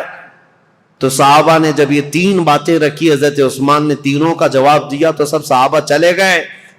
اب وہ 40واں دن تھا جب حضرت عثمان قرآن کی تلاوت کر رہے تھے، حضرت حسن، حضرت امام حسین، حضرت عبداللہ بن زبیر، حضرت طلحہ کے بیٹے، یہ سب دروازوں پر کھڑے تھے، لیکن چھت سے یہ لوگ داخل ہو گئے۔ جیسے ہی آئے، محمد بن ابو بکر کون ہے؟ حضرت ابو بکر صدیق کے بیٹے، ان کے قتل کا فرمان گیا تھا نا، تو ظاہر سی بات ہے ان کو غصہ تھا۔ حضرت عثمان کے خط میں کس کے قتل کا تھا؟ ان کے قتل کا مسئلہ لکھا ہوا تھا۔ عبداللہ بن ابی سرح کو جو خط لکھا گیا تھا مروان نے، وہ محمد بن ابو بکر کے قتل کا تھا۔ تو محمد بن ابو بکر داخل ہوئے اور آتے ہی حضرت عثمان غنی کی داڑھی پکڑ لی، کہا عثمان بن عفان سے، امیر المومنین آپ ایسا کیسے کر سکتے ہیں؟ میرے ساتھ ایسا کیسے کر سکتے ہیں آپ؟ ایک طرف مجھے گورنر بنا کر بھیج رہے تھے اور دوسری طرف اس کو میرے قتل کا لیٹر بھیج رہے تھے۔ حضرت عثمان نے نہیں کچھ نہیں کہا اے محمد اگر تیرے باپ یہ حرکت کرتے ہوئے دیکھتے تو زندہ نہیں بچتا۔ وہ ڈر گئے محمد بن ابو بکر، کیونکہ حضرت ابو بکر صدیق اگر دیکھ لیتے اس بات کو، حضرت عثمان نے صرف اتنا جملہ کہا اگر تیرے باپ ہوتے تو میری داڑھی تک تیرا ہاتھ نہیں آ سکتا تھا۔ تو حضرت محمد بن ابو بکر ان کے ہاتھ پر کانپنے لگ گئے، پیچھے ہو گئے، اور اس کے بعد دروازے پر جا کر زور زور سے توبہ کرنے لگے، مجھ سے کیا ہو گیا، اور گھر سے باہر نکل کر کے آئے۔ لیکن حضرت محمد بن ابو بکر کے ساتھ جو مصر کے 2 بلوائی آئے تھے، انہوں نے اپنے نیزے سے حضرت عثمان کے سینے پر مار کر کے ان کو شہید کیا۔ انا للہ و انا الیہ راجعون۔ سیدنا عثمان بن عفان رضی اللہ تعالیٰ عنہ کو جس وقت شہید کیا گیا، آپ کا خون نکل کر کے قرآن کے ورقوں پر پڑا تھا، اور جس آیت پر پڑا تھا وہ یہ تھی فَسَيَكْفِيكَهُمُ اللَّهُ، اللہ ان لوگوں کے لیے کافی ہو جائے گا، اللہ ان کے لیے کافی ہو جائے گا۔ صبغۃ اللہ ومن احسن من اللہ صبغہ، اللہ کا رنگ سب سے بھاری رنگ ہے، اس سے بہتر رنگ کس کا ہے؟ اس آیت پر وہ خون کے قطرے پڑے تھے. وہ قرآن پاک آج بھی ترکی میں موجود ہے. حضرت عثمان غنی کا تلاوت کرنے والا جو قرآن تھا، میرے عزیزو، یہاں شہادت عثمان بن عفان ہو گئی. اتنا قتل ہوتے ہی آپ کی جو بیوی اس وقت موجود تھی، نائلہ، یہ چھت پر کھڑی ہو گئی اور چیخ کر کے لوگوں کو خبر دینے لگی، امیر المومنین قتل ہو گئے، امیر المومنین قتل ہو گئے. آواز سن کر کے صحابہ تیزی سے دوڑنے لگ گئے. مسجد نبوی کے آس پاس سب صحابہ جمع ہونے لگے. حضرت علی کرم اللہ وجہہ الکریم کی بات پھر میں بتاؤں. حضرت علی باہر کہیں گئے ہوئے تھے، آپ کو خبر دی گئی تو سرپٹ دوڑاتے ہوئے گھوڑے کو اس طرح سے مدینے آئے تھے، اور آتے ساتھ سب سے پہلے حضرت علی کرم اللہ وجہہ الکریم نے حضرت عثمان کو قتل ہوتے ہوئے دیکھا تھا، مقتول پڑے ہوئے تھے. تو آتے ساتھ سب سے پہلے حضرت امام حسن کو ایک تماچا لگایا، امام حسین کے سینے میں گھونسا مارا اور کہا، کیا میں تم دونوں کو عثمان بن عفان کی حفاظت کے لیے نہیں کھڑا کیا تھا؟ دونوں شہزادے رو پڑے اور کہا، بابا جان، ہم نے ان کی حفاظت میں کوئی کمی نہیں کی. یہ بلوائیوں نے چھت کو پھاڑ کر کے حضرت عثمان کے گھر میں داخلہ لیا ہے اور ہمیں اس بات کی خبر نہیں تھی. اگر انہیں ہمارے درمیان سے جانا ہوتا تو ہم کسی کو زندہ نہ چھوڑتے. حضرت علی کرم اللہ وجہہ الکریم سے دوسرے صحابہ نے کہا، آپ اپنے شہزادوں کا مواخذہ نہ کریں، اس لیے کہ یہ سارے اپنی حفاظت کے کام مکمل کما حقہ ادا کرتے رہے. اس کے بعد حضرت محمد بن ابو بکر کو طلب کیا حضرت علی نے. حضرت علی جلال میں تھے، پوچھا محمد بن ابو بکر کہاں ہے؟ بلایا اور ان کو پکڑ کر کے لائے اور کہا، کیسے تم داخل ہوئے؟ کہا، یہ میری غلطی تھی، چھت کے اوپر سے میں داخل ہوا. کہا، تم قاتل ہو عثمان بن عفان کے؟ کہا، اللہ کی قسم میں عثمان بن عفان کا قاتل نہیں ہوں، میں بالکل انہیں قتل نہیں کیا. جیسے ہی میرے ہاتھ ان کی داڑھی تک گیا، انہوں نے میرے باپ کا نام یاد کیا اور مجھے غیرت ایسی آئی کہ میں کھڑا نہ ہو سکا اور ان کے دروازے پر کھڑے ہو کر کے میں نے سچی توبہ کی ہے. حضرت علی کرم اللہ وجہہ الکریم نے ان کی باتیں سنی، اتنے پر کافی نہیں، ان کا ہاتھ پکڑ کر گھر میں لے گئے اور امیر المومنین عثمان بن عفان کی جو اہلیہ تھی ان کو طلب کیا. جو زوجہ تھی وہ گھر میں اندر تھی، بلایا اور کہا، کیا عثمان بن عفان کے قاتل یہ ہیں؟ ان کی زوجہ نے کہا، نہیں، یہ گھر میں اندر آتے ہوئے تو ان کو میں نے دیکھا ہے اور انہوں نے قتل نہیں کیا. یہ جتنی باتیں کہہ رہے ہیں وہ سچ ہے. انہوں نے داڑھی بھی پکڑی تھی، میرے شوہر نے ان سے کہا بھی تھا، ابو بکر ہوتے تو یہ نہیں ہوتا، تو یہ چھوڑ کر چلے گئے تھے. یہاں تک کہ حالات کی میں شاہد ہوں کہ یہ چھوڑ کر گھر سے نکل گئے تھے، لیکن ان کے ساتھ 2 لوگ آئے تھے مصر کے رہنے والے لوگ، میں انہیں جانتی نہیں، انہیں پہچانتی نہیں، ان دونوں نے قتل کیا ہوگا. ان کے علاوہ کوئی وہاں عینی گواہ نہیں تھا، عینی شاہد نہیں تھا، آئی وٹنس نہیں تھا حضرت عثمان غنی کو قتل ہوتے ہوئے دیکھا ہو کسی نے. حضرت علی کرم اللہ وجہہ الکریم باہر آئے. یہ اسلام میں پیدا ہونے والا سب سے پہلا فتنہ تھا. حضرت سعد بن ابی وقاص نے کہا، اسلام کا دروازہ فتنوں کے لیے کھول دیا گیا ہے، عثمان بن عفان کے قتل کے ساتھ اب یہ دروازہ قیامت تک نہیں بند ہو سکتا. فتنوں کا دور جو شروع ہوا ان کے قتل کے ساتھ آج تک چل رہا ہے. اور میں نے عبداللہ بن سبا کا جو نام لیا تھا وہ اس لیے کہ اس نے مولا علی کرم اللہ وجہہ الکریم کی حمایت میں ایک جماعت پیدا کی اور لوگوں کو اکسایا، ورغلایا، اور ایک ایسی جماعت پیدا کی جن کو رافضی کہتے ہیں، غلو کرتے ہیں. وہ صحابہ کو گالیاں دینے لگے، عثمان بن عفان کو گالیاں دینے لگے اور حضرت علی، حضرت حسنین کریمین کی شان میں غلو کرنے لگ گئے اور گڑ گڑ کر کے نئی نئی حدیثیں بنانے لگ گئے. یہ فرقہ جو پیدا ہوا اسلام میں، یہ عبداللہ بن سبا کا ڈالا ہوا بیج تھا. اور آج بھی اہل تشیع جو شیعہ حضرات وہ عبداللہ بن سبا کو برا بلا نہیں کہتے، بلکہ اس کا تو بہت بڑا مزار بنایا ہوا، وہ 3 شخص کا بہت بڑا مزار بنایا اور اس کا احترام کرتے ہیں، اس کو برا بلا کہنے بھی نہیں دیتے. لیکن تاریخ کی سچائیاں یہ ہیں، اسلام میں سب سے پہلے یہ فتنہ لانے والا، مسلمانوں کو بھڑکانے والا، خلیفہ وقت کے خلاف اکسانے والا عبداللہ بن سبا تھا. اور اس کے فتنے کا اثر یہاں تک پہنچا کہ حضرت عثمان بن عفان کا قتل ہو گیا، حضرت عثمان شہید ہو گئے.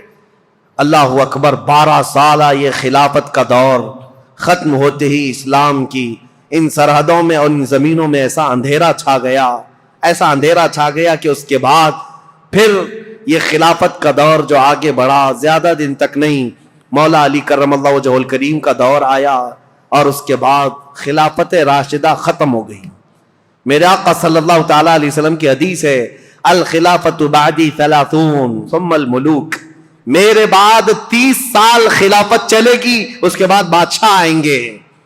اور اگر آپ کاؤنٹ کریں گے تو یہ چاروں خلفائے راشدین جو ہے ان کی مدت اور ان کا زمانہ ٹوٹل 30 سال کا ہوتا ہے وہ رسول اللہ کے فرمان کے مطابق۔ لیکن ان چاروں خلفاء میں سب سے لمبا زمانہ اگر کسی کو ملا ہے تو عثمان بن عفان کو ملا ہے۔ حضرت عثمان غنی رضی اللہ تعالیٰ عنہ کی عمر مبارک ان کے انتقال کے وقت بعض روایتوں میں 82 ہے، بعض میں 80 ہے، بعض میں 79 ہے، بہرحال، اور ایک روایت تو 90 سال کی ملتی ہے کہ آپ کے انتقال کے وقت آپ کی عمر 90 سال کے قریب تھی۔ لمبی عمر بھی پائی اور خلافت کا دور بھی لمبا چلا۔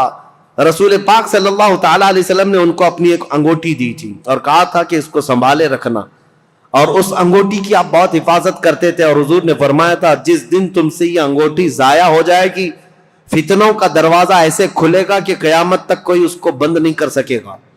حضرت عثمان غنی کی خلافت کے 6 سال ہوئے تھے۔ مسجد قباء جہاں ہے آج، وہاں ایک کنواں تھا، حضور صلی اللہ علیہ وسلم اکثر وہاں جب تشریف لے جایا کرتے اپنے پیر اس کنویں میں چھوڑ کر بیٹھتے تھے عصر کے بعد، اور صدیق اکبر حضرت عمر کے زمانے میں بھی یہ سنت چلی آ رہی تھی۔ حضرت عثمان کو بھی یہ پسند تھا حضور کی اداؤں کا، جب آپ کا دور تھا وہ بھی اس کنویں کے پاس جاتے تھے اور اس میں پیر لٹکائے بیٹھتے تھے۔ ایک بار اس کنویں کے پاس بیٹھے تھے، ہاتھ میں کچھ حرکت کیا، انگوٹھی نکل کر کے اس کنویں میں گر گئی۔ آپ کی خلافت کے 6 سال ہوئے تھے، اسی وقت یہ واقعہ پیش آیا۔ اس انگوٹھی کو تلاش کرنے کے لیے پورے کنویں کا پانی خالی کروا دیا، ریت بھی چھنوا دیا، لیکن اس انگوٹھی کو نہ ملنا تھا، نہ ملی۔ حضرت عثمان نے کہا یہ میرے آقا صلی اللہ علیہ وسلم کی بشارت تھی۔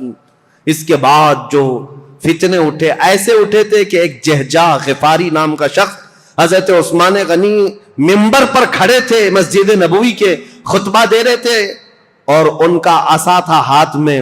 وہ جہجہ غفاری بیچ خطبے کے دوران کھڑا ہوا، حضرت عثمان غنی کو برا بھلا کہتے ہوئے ان کے ہاتھ سے لکڑی چھین لیا اور گھٹنے پر رکھ کر کے ان کے عصا کو توڑ دیا تھا۔ سامنے اس طرح کی حرکت کرنے کی کسی کی مجال نہیں تھی، لیکن حضرت عثمان غنی کی نرم مزاجی کا لوگوں نے فائدہ اٹھایا۔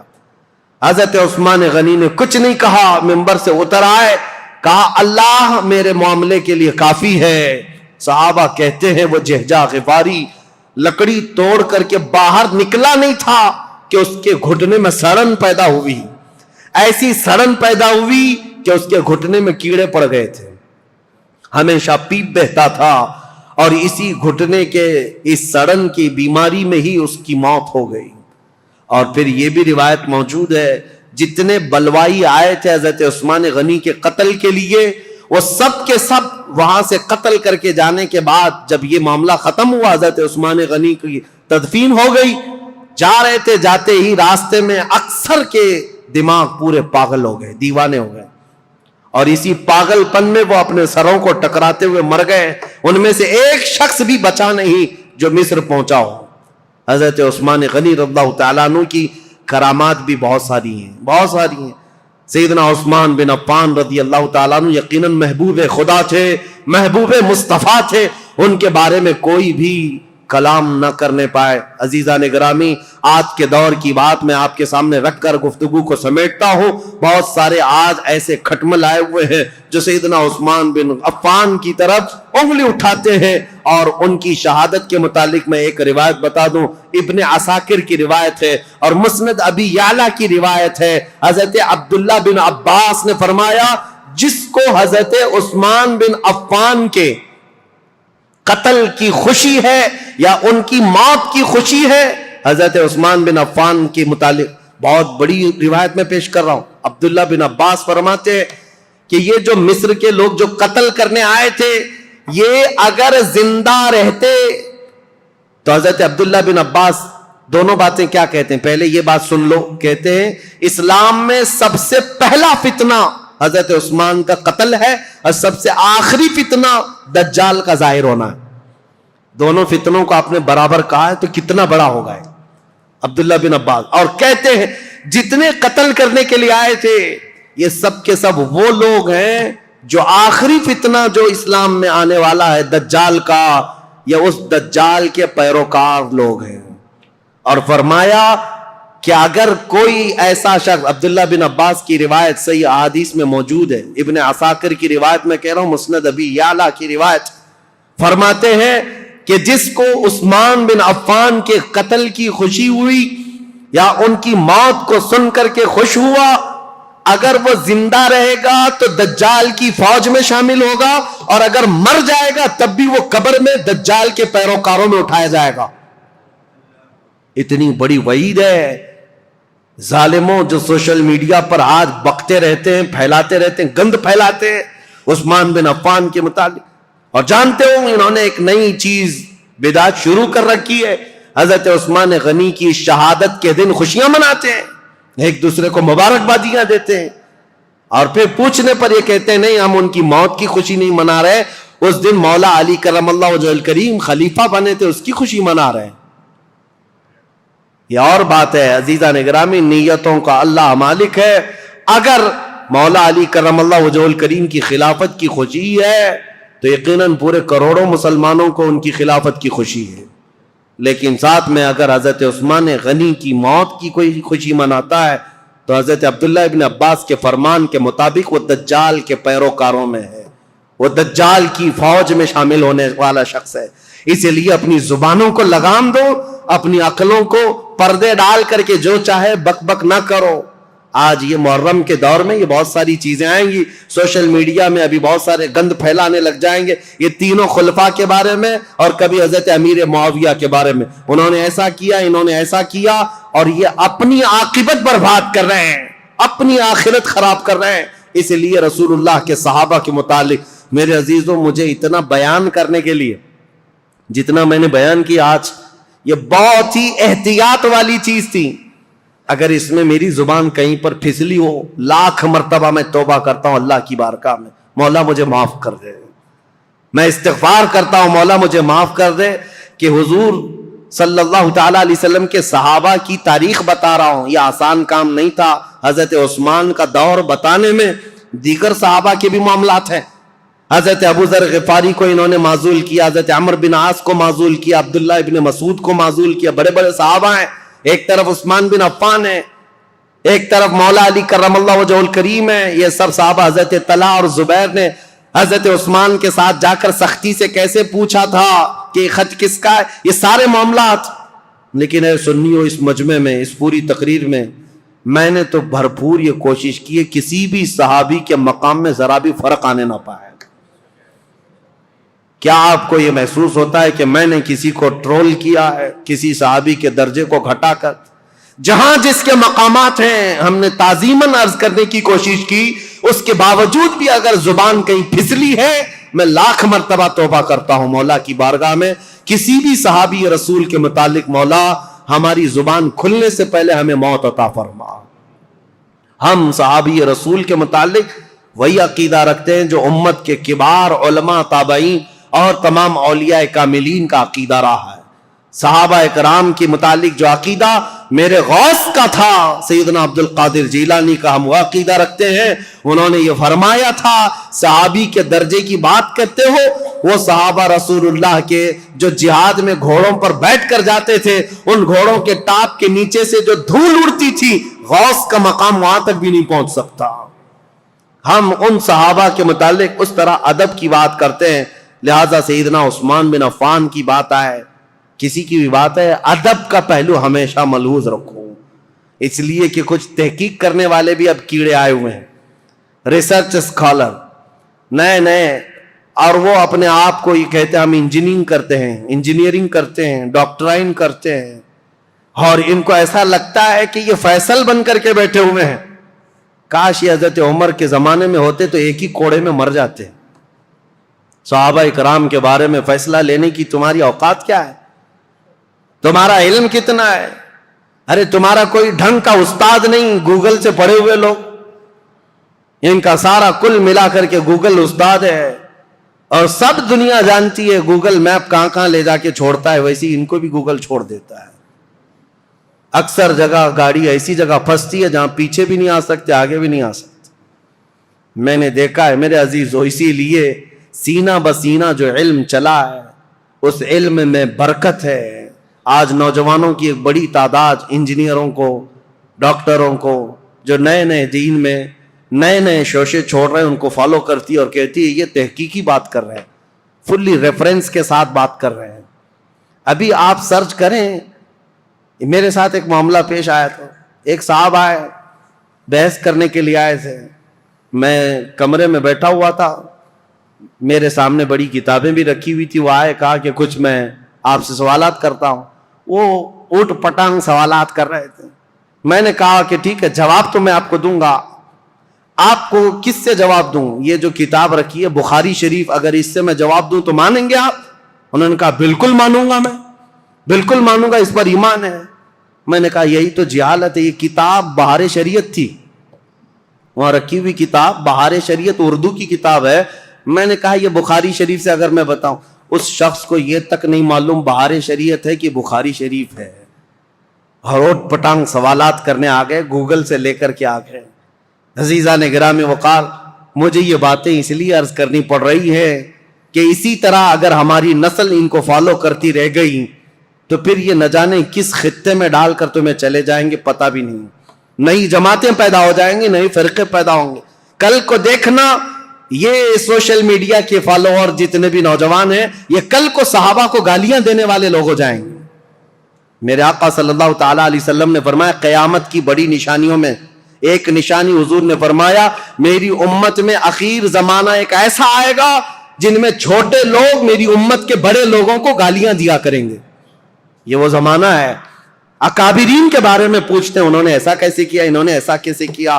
آج میں یہ بات اس لیے عرض کر رہا ہوں، مجھے 1 گھنٹہ بیان کرنے میں پتہ نہیں کتنے پسینے چھوٹ رہے ہیں، اس لیے نہیں کہ گرمی ہے، ڈر کے مارے کہ اتنے صحابہ کا میں نے نام لیا ہے، کہیں کسی کی بے ادبی نہ ہونے پائے، کیونکہ معاملات ان کے درمیان ہوئے ہیں، لیکن تاریخ بتانے کے وقت اگر کسی کو مرتبے سے گرا دیا کہ ان کی یہ حرکت تھی اس کی وجہ سے گرایا، نہیں۔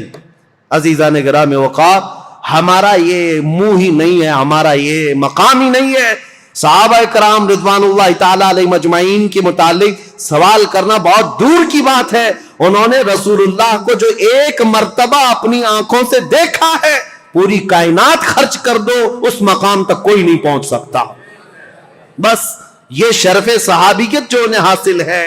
اور پھر حضرت عثمان غنی کا مقام، اللہ اکبر، مقام تو وہ ہے کہ جس کے متعلق خود رسول اللہ صلی اللہ علیہ وسلم نے فرمایا اللہ کے فرشتے بھی عثمان سے حیا کرتے ہیں، عثمان سے حیا کرتے ہیں۔ حضرت عثمان غنی رضی اللہ تعالیٰ عنہ کی وفات کے بعد فتنوں کا ایک بہت بڑا دور شروع ہوا، لیکن فتنوں کی بیج ڈالنے والا ایک یہودی شخص تھا، منافق تھا، اور لوگوں کو آج برا لگتا ہے، کچھ لوگوں کو، کہ یہاں تک کہ کینیڈا میں بیٹھ کر کے ایک شخص نے ٹویٹ کیا تھا کہ یہودیوں کے بارے میں بہت کٹر خیالات رکھنے والا ایک مولانا ہے، مدینہ جامع مسجد کا امام، میرا نام لے کر کے، پہلے کا دور ہے، یہ ٹویٹ کر کے بتا یہودیوں کے متعلق بہت کٹر ہے اور یہ لوگوں کو اکساتا ہے، ابھارتا ہے۔ مجھے پتا ہے درد کہاں ہے، تکلیف کہاں ہے۔ آج لوگ اگر بولنا چھوڑ دیے ہیں تو میں اس بات سے کبھی بھی دامن تہی نہیں کروں گا، نہ ہی بولنا بند کروں گا، اس لیے کہ جس قوم پر اللہ نے لعنت فرمائی ہے اور میرے دین اسلام کو ٹکڑے کرنے میں اس قوم کی ہمیشہ سازش رہی ہے۔ جانتے ہو خلافت کے زمانے میں جتنے خلفاء ہیں، سب کو اگر کسی سب سے بڑی چیز سے چیلنج تھا تو وہ رومیوں سے یا پھر ایرانیوں سے یا حبشیوں سے یا بربریوں سے یا مغل یا تاتاریوں سے نہیں، یہ یہودیوں کی دسیسہ کاری سے، یہ چوہوں سے بدتر قوم ہے۔ وائر کاٹتی ہے، جگہ جگہ جا کر کے چھپ کر کے، اندر گھروں میں جس طرح وائر کاٹتے ہیں، خلافت عثمانیہ ترکی کو بھی تباہ و برباد کرنے والی یہودی جماعت ہے، جنہوں نے آج بیت المقدس فتح کر لیا. سلطان عبد الحمید کے پاس یہ آئے تھے بھیک مانگنے کے لیے فلسطین میں 2 گز زمین مل جائے. سلطان عبد الحمید نے جو جواب دیا تو آج پوری دنیا اس بات کو یاد کرتی ہے. انہوں نے کہا تھا میری پوری زندگی ختم ہو جائے 2 گز زمین تو کیا ایک تنکا بھی میں فلسطین کا کسی یہودی کو دینے کے لیے تیار نہیں. ان کو منانے کی 1000 کوششیں ہوئی لیکن ان کے انتقال کے فوراً بعد ہی یہ عرب آئے اور ان سے ایگریمنٹ کر کے صرف ایک چھوٹا سا علاقہ یہودیوں نے بھیک مانگ کر 4000 لوگوں کو فلسطین میں بسایا تھا. فرسٹ ورلڈ وار کے بعد آج دنیا جان رہی ہے 4000 کو بسانے کا انجام کیا ہے. پورے عربوں کے ناک میں دم کر رکھا ہے انہوں نے. سارے عربوں کو بھی مار کر رکھا ہے. نہ مصر ان سے مقابلہ کر سکتا ہے, نہ شام مقابلہ کر سکتا ہے, نہ لبنان, نہ ایران, کوئی نہیں. بیچوں بیچ بیٹھ کر کے دسیسہ کاریاں کرتے ہیں. پہلے کے خلفاء جانتے تھے ان کا بویا ہوا بیج بڑا خطرناک ہوتا ہے. اسی لیے میرے عزیزوں آج یہ بات مجھے عرض کرنی ضروری تھی تاریخ اسلام میں کہ اسلام میں سب سے پہلا فتنوں کا بیج بونے والا شخص عبداللہ بن سبا یہودی تھا. اللہ 1000 لعنت فرمائے اس شخص پر اور یہودیوں کے فتنوں سے اللہ ہمیں ہمیشہ محفوظ فرمائے. وآخر دعوانا ان الحمدللہ رب العالمین. السلام علیکم.